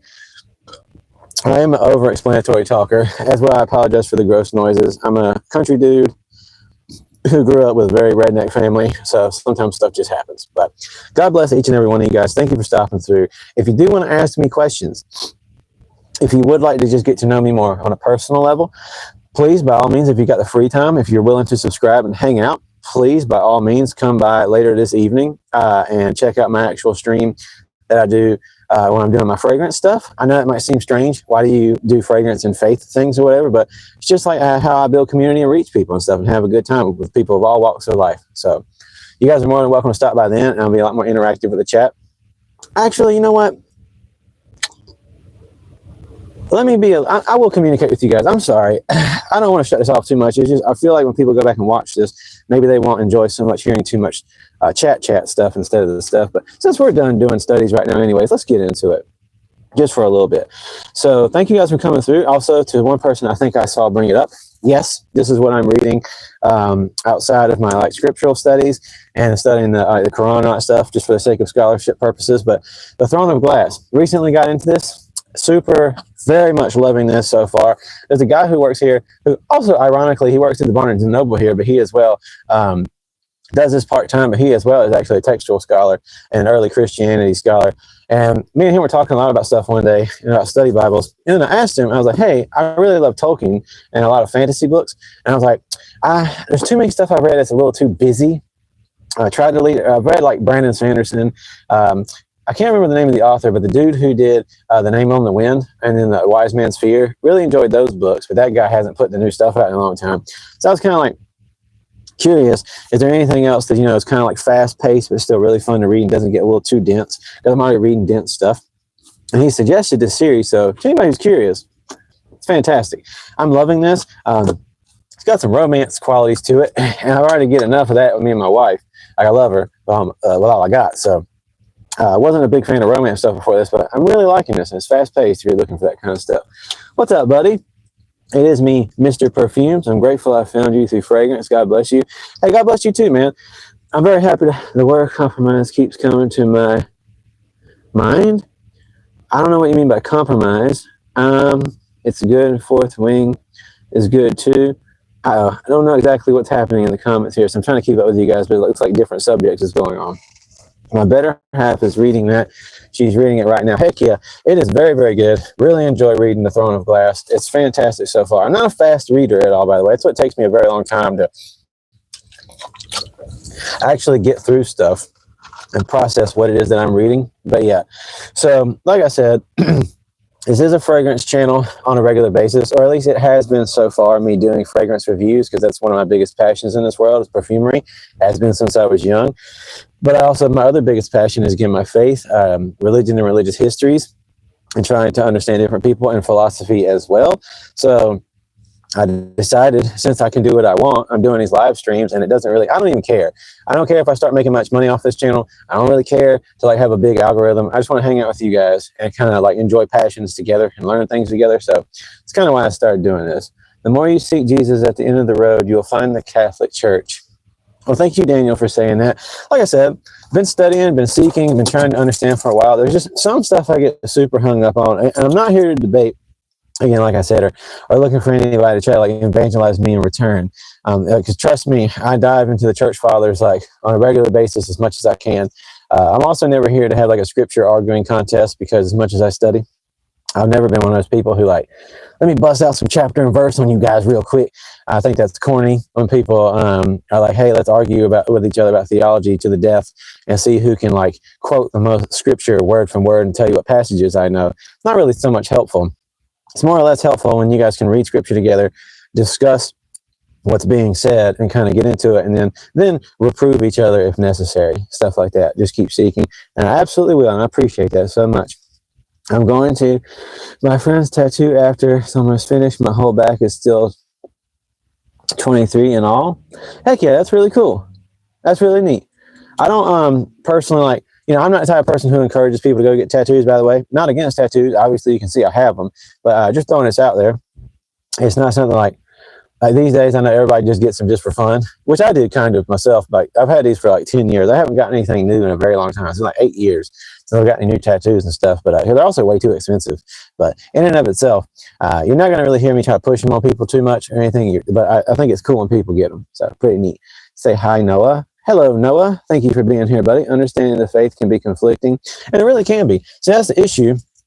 In and of itself, like I said, people are always like Dan McClellan says, a scholar who, again, I don't maybe agree with everything he says. Again, scholars are scholars. People have their different points of view.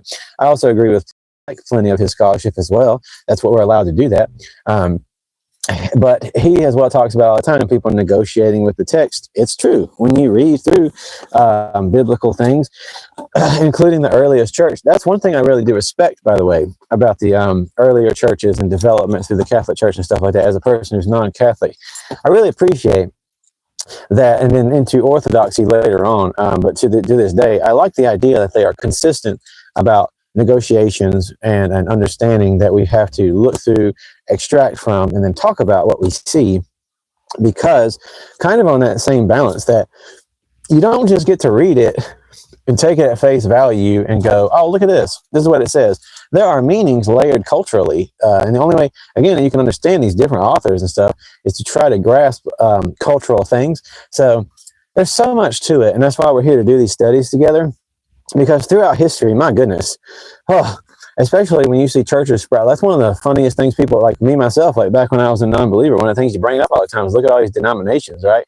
And all these different churches. And not that there isn't truth being spread all throughout them, but again, like I can say about other things, if you was to go up to a person who studied in Hindu scriptures, the Quran, and so much more, you'd be a liar and be inconsistent if you said they're not speaking truth, like they don't have truth in them. They might not be the truth as far as you're concerned. That's not me saying it, by the way, just throwing it out there. That might not be the truth to you, but you'd be a liar if you said they don't have truth and stuff running throughout them and stuff, and just as well as like anybody else through personal experiences. So that's kind of the whole thing, right? Is that people are negotiating and taking from, but that's where I do like the idea of central authority, like people who come together and whose whole dedication is understanding and tradition. I like that because it's helpful instead of having one thing I don't like. This is going to be me veering away from like welcoming everybody to the conversation and me kind of gearing towards fellow Christians right now. But what I don't like is the way in today's time, if you want to actually get to know any kind of consistency of what you might even call a truth we can agree on, it isn't helpful if we cultivate this mentality of people just going wherever feels good. So bounce around church for church until you find something that feels right for you. Stuff's got to feel right through discernment. But you have to sharpen, just like in any capacity, to study history and textual criticism. You really got to sharpen that Christianese term discernment, which means learning how to, again, discern, to break apart between something that might be correct and incorrect, something that seems to be the right path versus the wrong, if there is one there to be seen. So until you sharpen critical thinking and discernment skills, which doesn't mean you won't be wrong. It just means that you'll get better at identifying beyond your emotions if something seems right or not, because you can't always just trust what you feel. That's something I don't like about the unity Protestantism as a person who is a currently non-Catholic or a non-Orthodox. I don't like that idea of encouraging these days people just bouncing around and around whatever feels right. And, you know, that same thing happens to like my buddies who are Muslims as well. There's different divisions, different denominations technically in Islam, where it just boils down to a whole bunch of sometimes what feels right to me. So there has to be some level of that, but being able to step outside as best you can develop to do so, your own personal emotions, and really looking at it and saying, I'm trying my best not to choose something that just goes best with my emotions versus what seems like there's truth here that I can follow that helps me. Kind of like in the same vein, it's going to be a bad analogy, but kind of like in the same vein of when you are like a musician, right? And you just started and you bring your music to your friends and say, what do you guys think about this? And being receptive to and also allowing people outside of how maybe you feel about it to give you critique, and then you going back with that critique and thinking, regardless of how I feel about this, should I work on this some more? Then I spend as much time. I don't need to be a perfectionist. If you're a perfectionist, you'll never make decisions about anything. That's not good. You don't want to just take whatever you've done and just say, this is perfect, just as it is. That might be a really, really bad, I'm sorry if that's a really stupid, bad analogy. I'm no genius, no professional. We're just here trying to think about stuff, right? But that might be a bad way of looking at things, is to go, hey, this is what I feel. I think that's good enough. Boom. I'm going to go wherever I feel. And if something's against what I feel, I'm done with it. You also have to be able to really examine things and decide, does something seem like it's truth, whether I like it or not? So hard to do. At times seemingly impossible. Sometimes you do have to ultimately just take some sort of stance and go with it and see how it plays out in life. But so again, that wasn't really towards my buddies here who are non-Christian, non-believers. That was kind of geared towards believers, but that's kind of where I sit as I'm trying to understand stuff. That's understandable. Protestant churches started 500 years ago. The worst eye tattoo. Kylie, man, I'm sure you probably, I don't know if you're talking about like my tattoos above my eyes or whatever, but yeah, they're not the coolest. So again, I don't know if you were trying to troll or whatever, but if you are, it's okay. I don't really mind if people have. The only thing I never allow is people being vulgar, because youngsters come through here, and I just disagree with that. I don't allow in my chats. And by the way, if anybody ever wants to help become more of a mod for my channel, I'm always welcoming more of those. There's good buddies that I have come through here who help out, but again, so don't mind if people disagree. Don't mind if people have issues with some of the subject matters we talk about. That's totally okay. And again, not here to debate. So fine with that. Just not okay if people start being like overly aggressive or start being like vulgar, racial, attacking other people's beliefs and stuff like that, including if you're a fellow Christian and you come through here and you just think it's funny to start making fun of atheists, non-believers, all kinds of stuff just because of calling them morons and idiots. If you see an Islamic person come through and they're discussing things respectfully, you start attacking them. You're not welcome to do that kind of stuff. Don't ever do that here. So, but yeah, it's a personal journey, but in and of itself, you still have to be able to check yourself at the door and go, I want to try to find any kind of truth if I can find it. So again, I wouldn't mind to be your mod. Oh yeah, Yuvraj, definitely. And currently trying to find a church, but all around me, these mega churches. And that's another thing, right? So mega churches is something in my life that at this moment, I'm not subscribed to any denomination myself. So again, to anybody who's a non-believer, we're kind of going to get to the core of that real fast. Talking about some believer talk, a little bit more Christianese. But so as a believer myself, I used to be, full throttle when I first got into it a long time ago before I started diving into scholarship, full throttle, non-denominational. I think wonderful things still happen in those churches, but a lot of times they really are about the pastor and how cool the pastor is. That's dumb. It really is. Finding truth, if there is any to be found. Again, by the way, when I say that, it doesn't mean I don't have beliefs that I take a stance on. I just try to, when I'm talking as a whole, be welcoming of all folks in general conversation. Then we can get to the core if you got questions. But finding truth, if there is any to be found, isn't going to happen if you are all about how cool the dude on stage is. That's actually, no joke, why I used to not want people to see what I look like before I started doing this kind of stuff. It's going to sound cringe. And believe me, I know that to a lot of people, I even personally look cringe. That's okay. But no joke, back when I was doing my original ministry and going speaking to churches, I found out pretty fast. I also used to do like a more theological sort of TikTok and stuff. At one point before I stopped using TikTok, and because the reason I did it was I noticed, once again, people in like Christian content communities started making it way too much about, look at me, I'm a Christian content creator, instead of just about the point. Scholarship, theology, all that stuff, welcoming other people. It started becoming about, look how awesome I am as a content creator. And just like with my fragrance reviews, I hate that junk. Like, me having tattoos and junk makes me cringe in and of itself these days when you guys see me on camera and I'm talking about stuff. Because I already know ahead of time, a lot of people are going to make judgments and lose respect for anything I've got to say right out of the gate just because of how I look. Happens all the time. Doesn't hurt my feelings, but it does suck that it's a lot of unwillingness to even listen as well. In the Christian community, way too many people, even when I used to go speak at churches, used to want me to come, not because of what I had to say, not because of potentially anything I had to talk about in my theologies or nothing, or scholarship, mostly just because I was the cool tattooed Christian guy.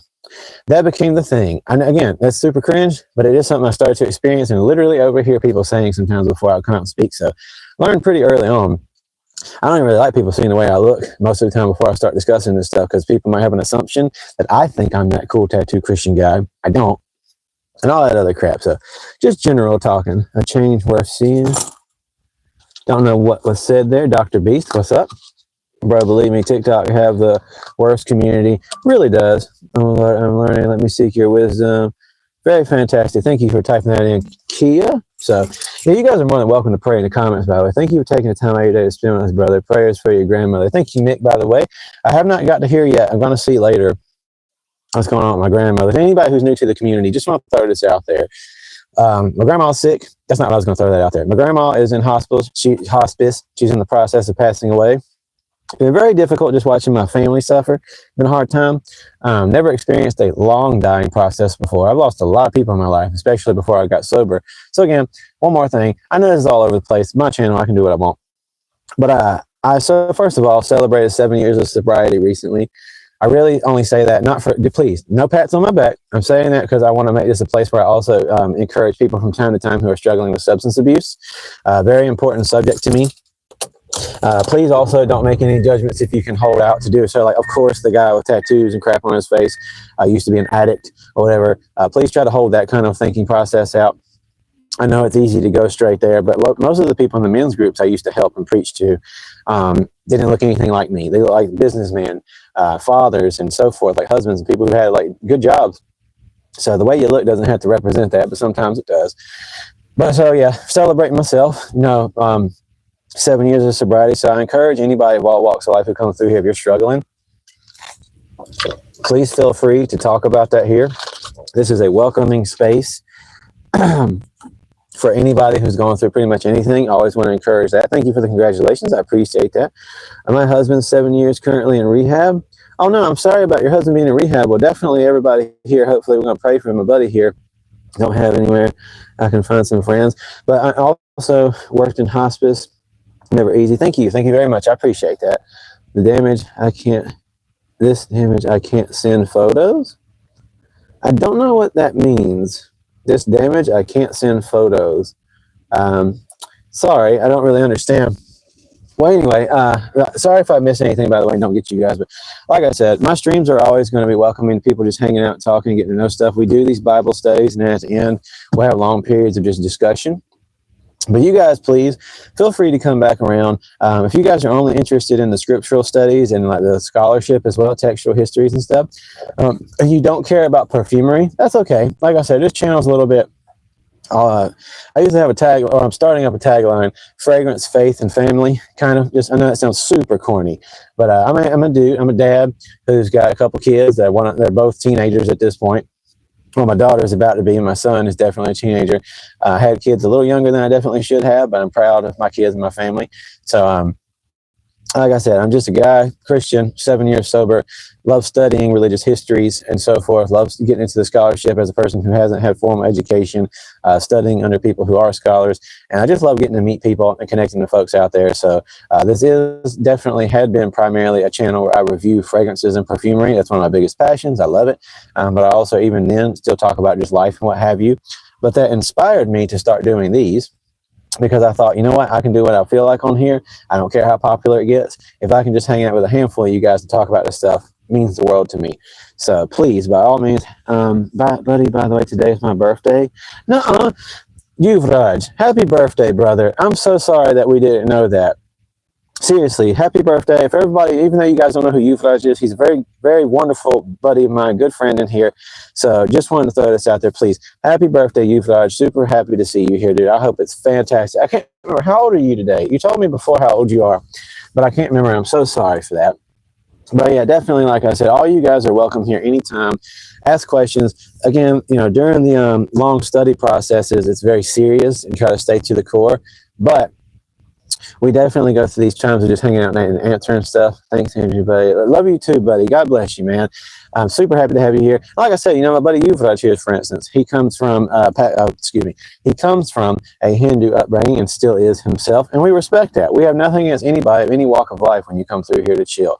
So if you guys want to pop through later for the fragrance stream, see what that's all about. It's a lot more fun, a lot more outgoing and stuff like that. Please, you're all welcome to do so. I almost fainted.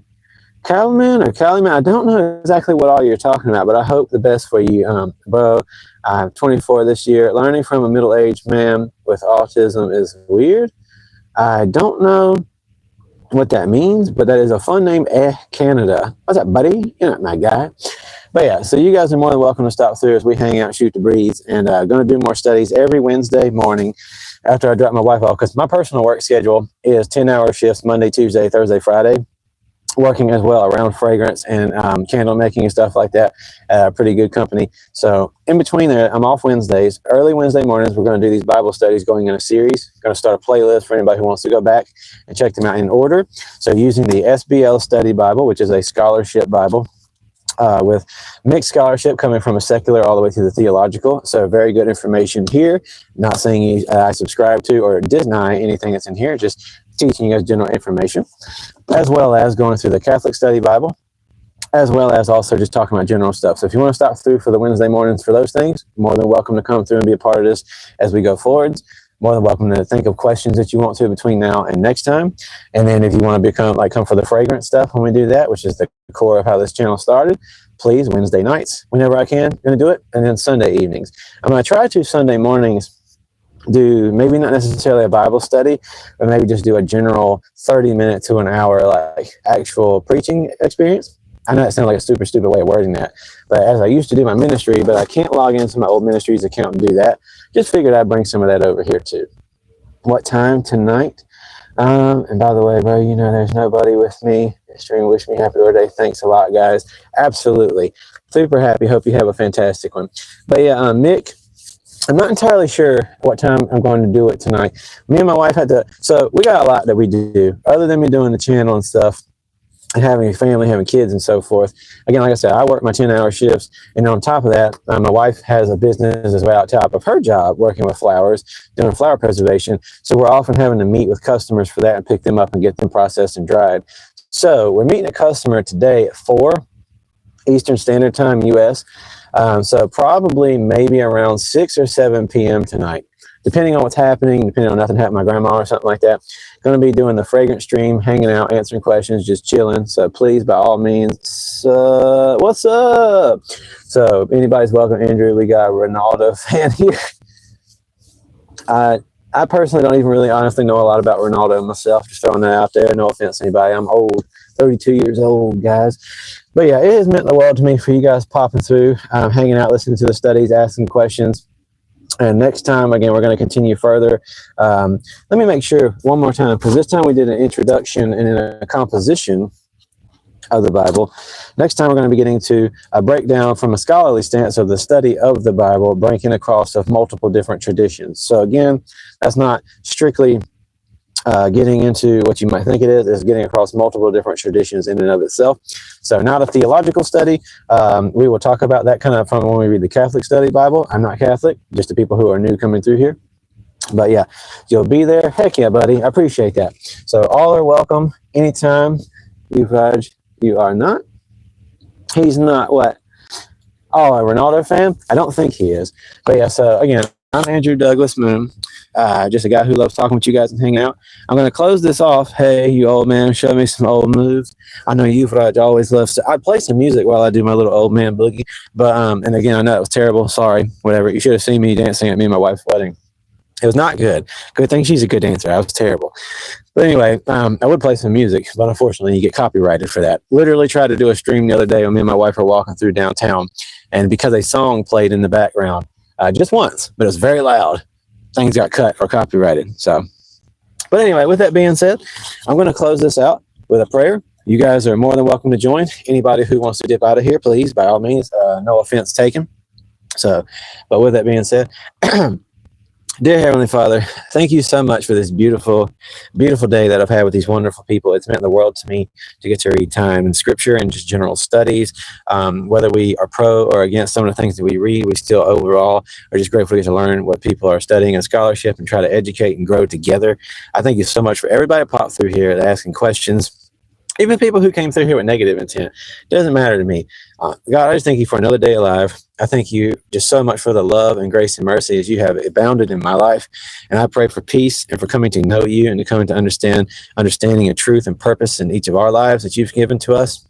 For the people who are watching, regardless of who they are, what they believe in, or where they come from, I just pray for that love and peace and mercy and to have their hearts and minds and eyes open to the truth of this world, and that they get to just see the beauty of it all and come to know you and themselves.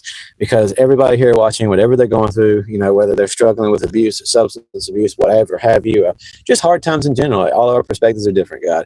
I pray that they know that they don't just have one purpose that they're trying to fulfill. They have multiple purposes and meanings, and they are just beautiful creative beings, and I hope they come to understand that fullness. So thank you, God. I love you with all my heart. My life literally was nothing without you, and I just hope that I get to, in some way, shape, or form, represent these people. And please, definitely, I ask you, for my own sake, keep helping me always check my own ego at the door, and never to become thinking I'm too wise or know too much, none of that junk. I just lift it all up to you in total gratitude and thanks, Lord. So in the precious name of Jesus, I thank you with all my heart. So in your name, Jesus, amen. Thank you guys for stopping through. It means the world to me. I'm happy that you guys are here. I really am. So anybody who's come to watch is fantastic, because I love that there's anybody who's even interested in this stuff. So catch you guys later. Appreciate y'all so very much. Please have no issues if you ever have any thoughts or stuff on my page, or I do little posts and stuff here on the channel. Type up and ask me stuff if you get the chance to do so. I don't really use it a lot, but I do have an Instagram with the same name. If you guys want to ever send me messages, please feel free. If you use Instagram, look up Andrew Douglas Moon. You don't even got to follow me. I don't care about that junk. That's not what it's about. But if you, well, I don't think you, yeah, if you just send me a message, I can accept it or whatever. But feel free to send me voice messages. I talk that way. I got arthritis, so I don't like typing. So as you can see, I do love to talk. Feel free to send me voice messages if you guys ever just want to talk and have questions about stuff. I really appreciate that. So I love you guys. I appreciate y'all. God bless y'all so much. And you guys, I'll see you next time. Well, I guess I might try to ride this out to the 2-hour mark. So real quick, I have to do something, but if y'all have any more questions in between, feel free to type them up and I'll get back to you in just a second. Again, I apologize. When your throat gets dry and you drink too much water, and you're also a hillbilly from the United States in the South, you definitely got to do what you got to do. I could go in and use a public restroom, but I don't like people seeing me stream on camera. I feel a little embarrassed about that. Definitely not like a hey, look at me type of person, as silly as that might sound with the tattoos and stuff. But feel free to type up anything if you guys have to real quick.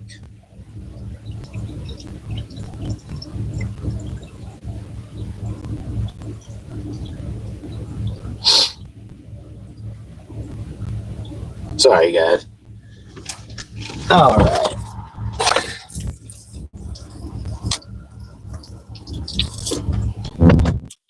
Yeah, I know. It's gross.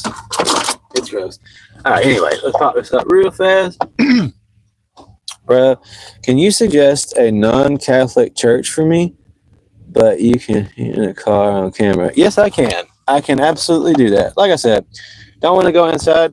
Again, you know, you might think it's white trash. That's up to you, whatever. But nope. Usually, I don't know what that means. But anyway, yeah. So pretty much being a young fellow who doesn't really care, I don't want to walk all the way into the mall and let people see me. I hold my camera up, but it's not that I give a crap if you guys have to hear it. But you know, you don't have to stay. It's not something you got to do. With that being said, can I suggest you a non-Catholic church for you? I don't know exactly what area you're in. So personally, like I said, I'm not really a person who subscribes to a particular denomination myself. It's even harder because of different denominations, but them as well self-governing. Sometimes even if you was to say, hey, I feel kind of aligned with Baptist, or maybe I feel a little bit towards Episcopalian or something like that, based off their general like code of standards that they might stick to. Even then, a lot of time you might go to a different church and they kind of do things differently. So it is unfortunately one of them things where you kind of just have to suggest people trying it out. I would just say, if you can, don't get pulled towards mega churches. I ain't trying to be that guy who's like, ooh, mega churches suck. I have experienced a couple in my life that were decent. There's a pastor from where I'm from, originally from Graham, Burlington area, North Carolina.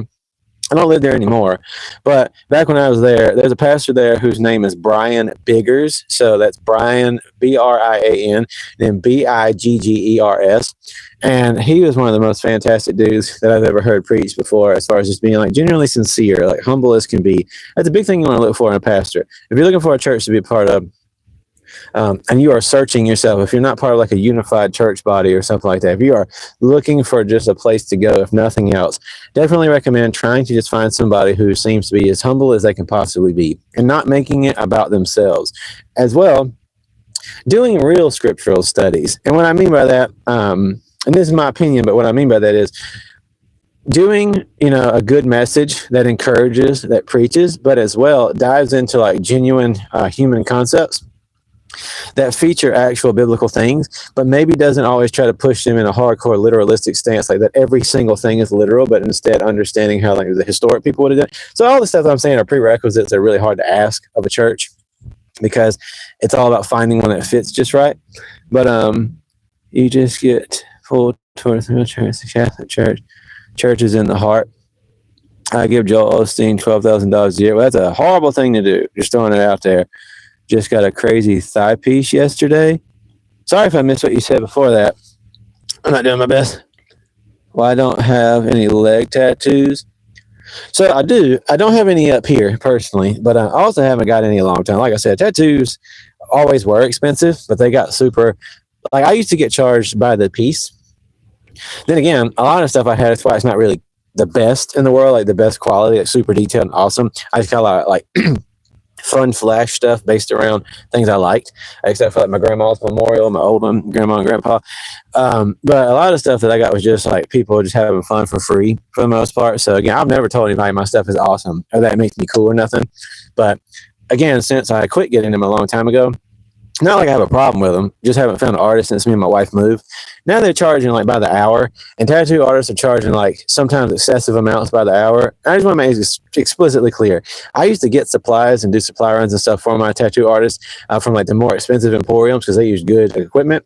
And I can assure you, it does not need to cost nearly as much as these artists are charging, but they're also trying to make a living. So I give them respect for that. But like, I ain't paying them $300-400 an hour when this jabroni can totally take as many hours as they want at that point, right?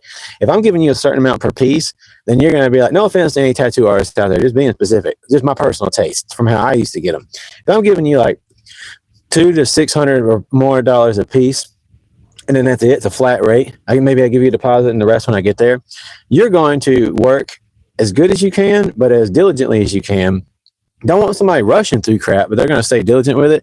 If I'm like giving you, if you go, hey, my thing's $200 to $500 an hour, now I'm at your mercy of you sitting there just being like, well, sorry it's taking me so long. I got a buddy who's been getting his sleeve done. He's been getting ripped off like crazy, like just getting little chunks at a time. Again, this was all done in like a matter, you can't see it very good, but this whole thing right here was done in a matter of like 6 or 7 hours, maybe. It's a pretty big size thing. Nowadays, my buddy's going and paying $250 or something like that an hour for them to be doing these little nuggets at a time. So, and none of you people who care about tattoos care about this. I'm just throwing this out there with me ranting. I haven't got anything done in a long time because these people are just like, let me take my time, buddy. Smoke breaks. I'm still charging you by the hour or whatever. So most of the kids that ever think of tattoo artists watching. Yeah, that's true as well. So, bro, you look so mid like everyone else. I mean, you're not wrong. At the end of the day, what am I supposed to look like? You want me to look like a fashion model? I'm just some doofy looking dude from the south of the United States. What am I supposed to look like? I'm 32 years old, okay? If you're new here, let me explain this, white gloves. I don't think I look cool. Not trying to. So that's not the point. We're here to discuss all kinds of stuff. But yes, I'll be the first to admit, I despise, like I'm 32. I got all my tattoos when I was 18, 19, 20. That's one of the reasons, like I've been saying earlier, that I despise kind of the way that I look sometimes these days, because after SoundCloud rap started and every douchewad on TikTok and stuff started slathering tattoos all over their face, next thing you know, not a single person comes through without immediately judging that I'm probably one of those people too. So like John Cena says, you never give up. Originally, everyone has tattoos now. You're right. Everyone does have tattoos now. Like I said, I've had them for an extremely long time, and now everybody has them. So, and I know you say don't react, but I just want to throw this out there. These are those examples, while I can make them real fast, that people prejudge because of this. So this is one of the reasons I actually kind of don't like looking this way anymore, and haven't for a very long time, because people either ask me, am I a rapper? Which I'm not. I wouldn't dare try to do that. People ask me all kinds of stuff. No, I'm none of those things. So I get people have assumptions, but it is what it is. With that being said, any thoughts on Jupe Cologne? To my buddy Papa through here, by the way, this was not a fragrance stream. I am going to be doing that later this evening, but I'm not a huge fan of Jupe. So again, the people who are new here for the theological stuff, I do fragrance reviews. That's the other thing this channel does. I do fragrance streams, and I'm going to be doing one probably tonight. If not, especially Sunday. But yeah, Jupe is a pretty decent fragrance. Very classic, but I would never buy it myself. So, but anyway, so like I said, we're almost finished. We're just going to do a couple more minutes of the stream. If anybody's got any more questions, especially more faith-based questions, or to my buddy Mick, who asked earlier, like I said, if you're still around, don't know if you are, if you had to go, totally respect that. But in and of itself, I will totally say that looking for a church to belong to is difficult, especially depending on your circumstances and where you live, because you want something that's, first of all, not all about politics. If anybody came here looking for like a Christian who's all, we got to get into politics. Politics are very important in this world that we live in. They dictate a lot. But in and of itself, whether you're Baptist, Episcopalian, Catholic, whatever, That should not be your primary focus. Jesus should be your primary focus. Learning scripture, doing textual criticism and church history, those should be your focuses. Most importantly, Jesus, and then through him and with him through you, the Spirit through you, being good towards people and community. Again, here's one of the reasons politics creeping into your faith is a dangerous thing. I'm not saying that they don't matter at all, but 9 times out of 10, if not more, if not 10 out of 10 times, the reason that people, especially representing the name of Jesus, are such big douches towards everyone out there you disagree with is because you start putting a hard line between you and everybody who's not like you and everybody who disagrees with you. If you've ever even read the Gospels, regardless of however you take them, you should know Jesus definitely does not agree with everything everybody does whatsoever. But one thing for sure he does is tries his best, because he is the best. He tries to show other people, hey, guess what, boneheads? You've got to reach people through love, through grace, through tenderness and mercy. If you're going to talk to people, you need to do it with respect. You do not have to approve everything they're doing. You got to definitely approach them, though, with love. And if you don't do that, love means to come up to people and speak to them with tenderness and compassion, and then let them get to know you, and then discuss things that are serious. But a lot of people aren't doing that, so I don't even remember why I just got on this, but I just want to throw that out there. It's very important to me that people who make politics a big thing when they relate it to faith, that has a role to some degree or another, but it should not be your main thing. So choosing churches can be tough because way too many churches make it all about politics instead of Jesus, and then they go completely wrong with how they teach people to treat people. So churches are constantly teaching people how incorrectly to treat people. Do not approve or agree with everything everybody's doing, clearly, but also how you treat people goes the longest way with how they're going to even listen to you. And if Jesus was the smartest person, was not an idiot who didn't just go up yelling at people and calling them names and stuff for the sake of, again, we're not talking about the brood of vipers thing, which wasn't him anyway, but Jesus approaching people, right, and giving discussions was a whole different ball game than the Pharisees, like screaming at people and trying to act like they were superior. So just leaving you with that real quick. Didn't he say that there would be an image of him? That's not him. Maybe the image of the beast. Save your money and time. Don't go to church. Think for yourself. Hey, you know what? And that's your personal opinion. I also don't encourage you guys to go to any church that's just asking you for money all the time and stuff like that. Obviously, if you have a church community you become a part of, just like any organization you become a part of, local music scenes, whatever, definitely important to help those things sustain if you can do so, just giving any money. But if any churches out there are like all about money and how big they are, how flashy they can be, you're going down the wrong road. So always spread the good word and just be a good person to the best of your ability. Absolutely. So appreciate you guys. Like I said, everybody who stopped through, I finally kind of hit that time frame mark that I wanted to get to.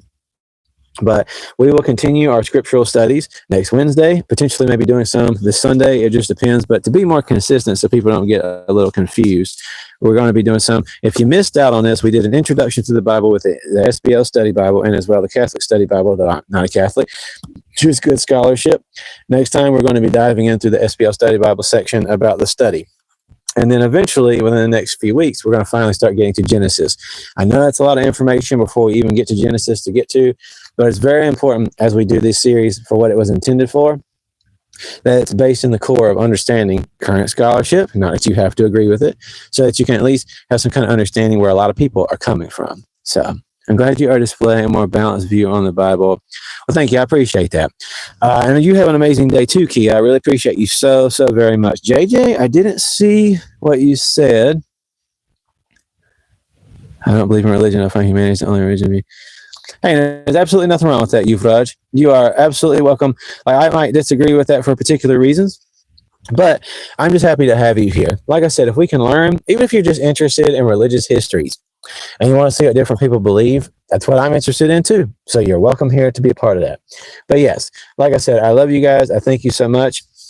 A great and blessed teacher. I believe he was the Son of God. Hey, you know what?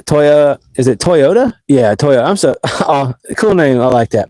But yeah, like I said, I'm trying to do my own things myself because I am a Christian, but my faith has developed in so many different ways throughout time because, again, it's very important to listen to different people, different beliefs, different scholarship.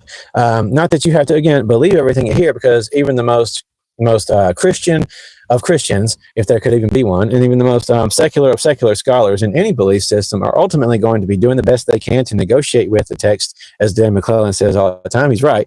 Maybe for everything I agree or disagree with the man, he's very much right on a lot of things. He tries to be very consistent and honest with a lot of things, and that's what I like to do, is try to teach you guys to do the same thing. Don't need people out here saying horrible words to people through megaphones as if that's going to make a difference or even actually represent Jesus. Jesus definitely did say in the passages to go out and proclaim the gospel, aka the good news to the world. Hot news flash, going out on the street and telling everybody, guess what, idiots, you're all going to hell. Making that your core message, you know, how you approach people. I don't know if you know this or not, but A, it's not good news. B, that's not really getting anybody information, anybody who wants to come listen to you. So my whole goal here is to not insult people, to learn together. If you disagree, that's totally okay. You're welcome to be here. I have my beliefs, you have yours, but we're here to just have a community where we learn church history and so forth together. Awesome. You do not know who is. Are you talking about Esau? Okay. I think that's what you're referring to if you're talking about Esau. Sorry. The way it should be. Thank you very much. I respect the religion, and all religion have pride first. Thank you, buddy. God bless you. I appreciate you being here. Personally visited heaven in my belief. I have myself a guardian angel save me from a horrible motorcycle accident. Well, I'm so glad that you made it through your horrible motor accident. I really am. Like I said, regardless of what you guys believe or where you're from, I'm just happy to have you here. So again, I'm finally going to end this stream. Since you guys are just popping through here, I might pray just real quickly one more time for everybody. It's not like I have to, but I just love doing it when you guys are a part of this. So again, this stream was an introduction. Ended it with a long series of just hanging out, talking. That's what we do. We keep it casual here. Have a good time discussing stuff. I love you guys. So you are always welcome here. If you guys want to check out more as the weeks come on, we are going to continue these Bible studies and so forth. Anybody, whether you're a believer or not, who's interested in respectfully being a mod for this channel, especially when we do these streams every Wednesday, or any of my streams, please let me know. I'd love to have you guys here who are going to be respectfully balancing like trolls when they start coming through. Need your help for that as I do these studies. But then tonight, again, as a fragrance channel as well, fragrance and faith is kind of what this is at this point. I'm going to be doing my normal stuff, a fragrance stream. So just repeating that for anybody who didn't hear before. But God bless you guys. I love y'all. So one more time, dear Heavenly Father, thank you so much for these wonderful people who come through here. I appreciate you with all my heart. I love you with all my heart. You've been so good to me.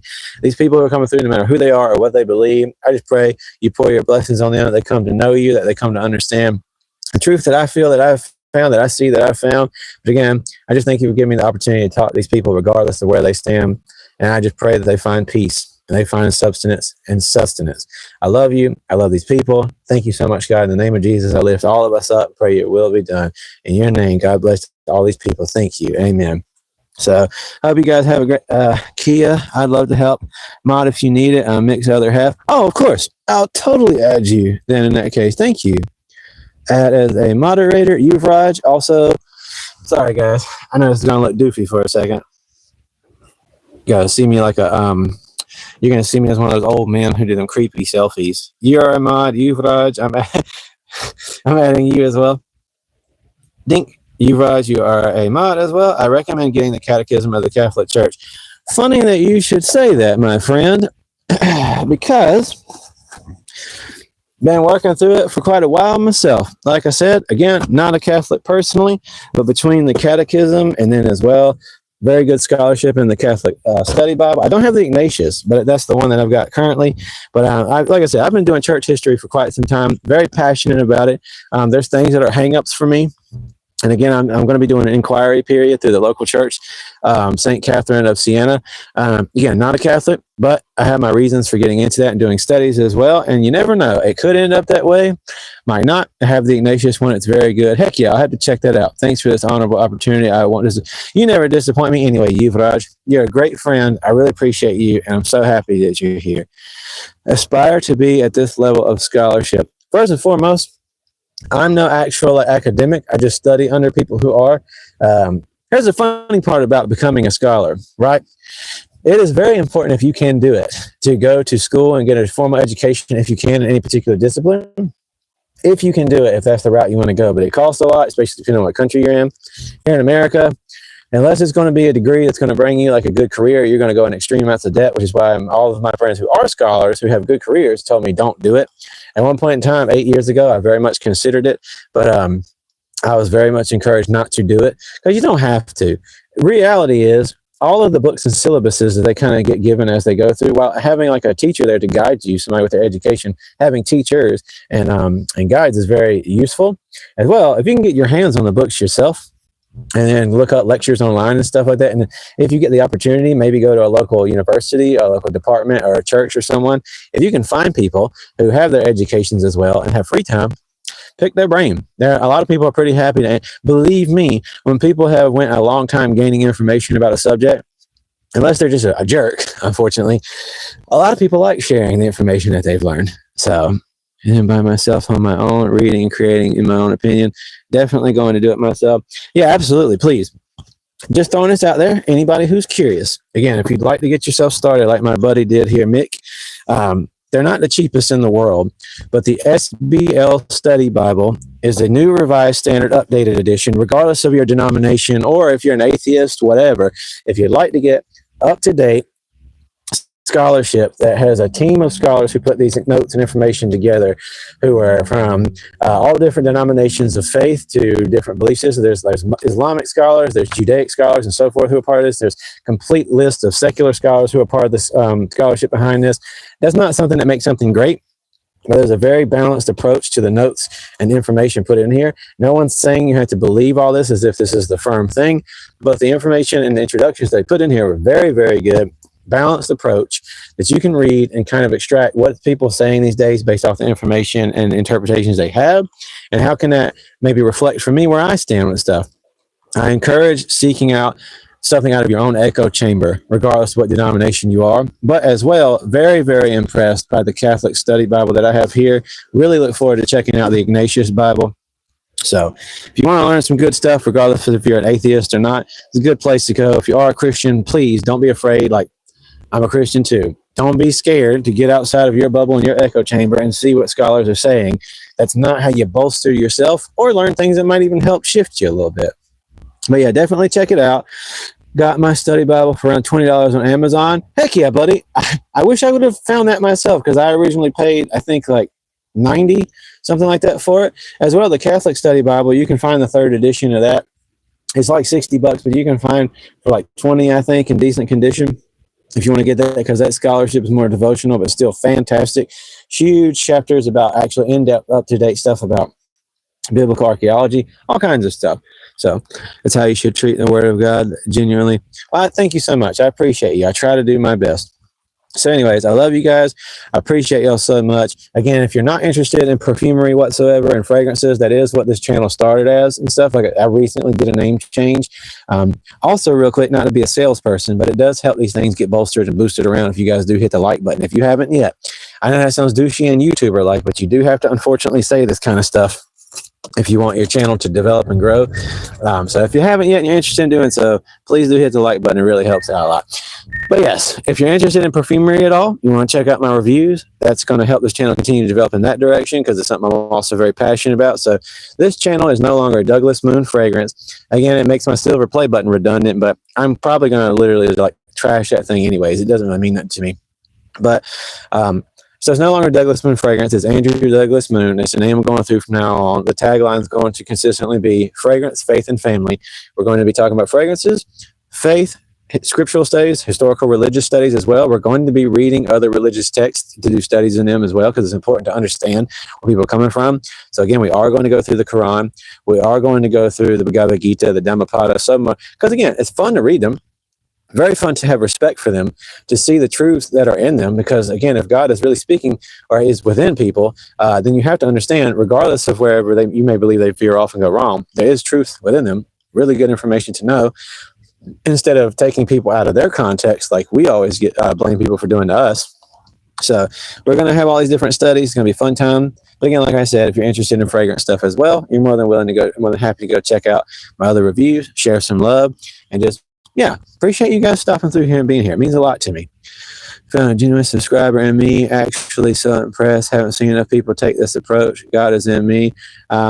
If you're about to try to go vulgar with that, just want to throw that out there. If you're about to try to be gross, mods are going to kick you out because I don't allow people. I don't care. Again, if you're atheist, if you're Jewish, Christian, Muslim, whatever, you're all welcome here. But if you ever try to be gross or like be disgusting and be anything that children or teenagers couldn't see if they come through here to be a part of the community, you're getting kicked out of here. And that's what my mod's job for. So, bam, speed run. As mass is into various forms. Got at the end. It's fun. Absolutely. I definitely, Yuvraj, I'm on board with you going in that direction. So at the end of it all, there's another fun fact. Well, we're not going to get into all that right now. It's a little too much. But Toyota, thank you so much. Like I said, it's not about me. It's just about us having a community. That's what I want this channel to be for. It's titled Andrew Douglas Moon. That's the channel. But again, it's a lot going on underneath there. And I just want to have a community of people where we can all hang out and talk. You're a teenager. Well, appreciate you being here though. But like I said, I don't know if you're sincere. I don't mean to be offensive, so I'm sorry. If you're sincerely asking, but that first question, like my mind goes through so many trolls have come through and said like inappropriate stuff. So I just kind of want to always put a pause right there before people go down that road. But yes, in and of itself, my personal beliefs, this is not something I can prove to anyone. That's never going to be what this channel is going to claim. That's just dumb. I see that.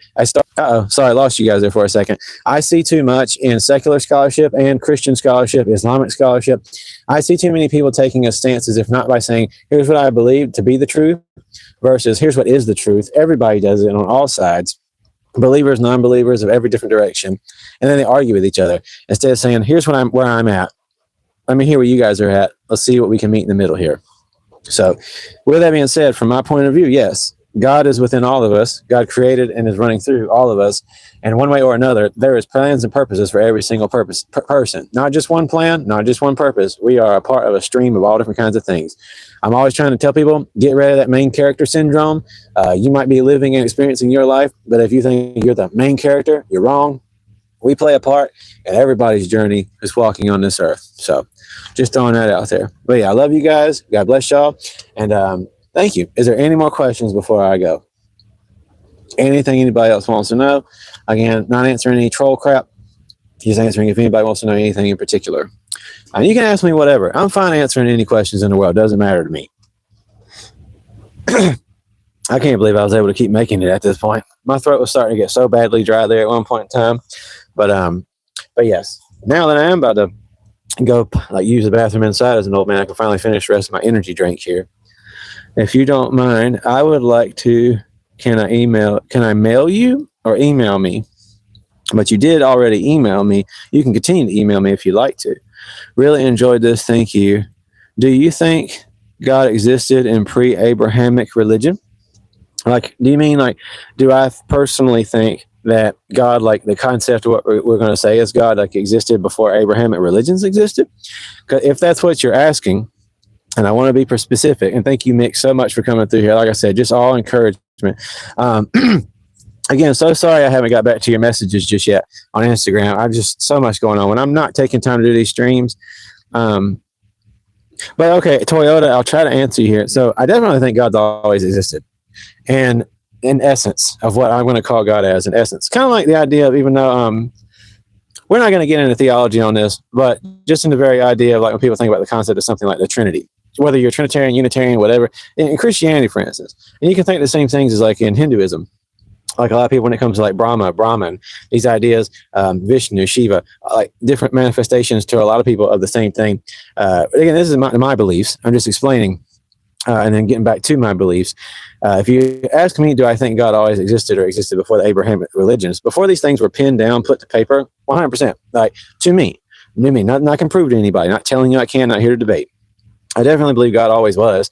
The term that I'll use is God, in essence, always from the core, just as what God was to create everything, and just the ultimate artist and creator. That's, to me, my most favorite thing to even think about God at the end of the day. When I look around in nature, one of the most beautiful things I see is just the very idea that we are creative beings. We love to create. We've done so many, just the idea that cell phones is going to sound super stupid and rudimentary, whatever, make fun of me if you want. But just the very idea that we're able to sit here right now when our ancestors that couldn't even imagine this, and we're able to talk through a little screen, and you guys somewhere else out in the world can hear me. It's so awesome to think that we were given the ability and we have it within us to take materials from around us and create.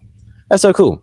So at the same time, for me, I see God as this great artist who doesn't owe anybody anything, who just creates, just like your parents don't necessarily owe anybody anything, and you don't owe anybody anything. In that sense, we're just creating and being a part of something, and you get to choose how you want to play your role. So much in there you can mock, make fun of, break down. That's fine. We're not here to debate stuff. Just answering that.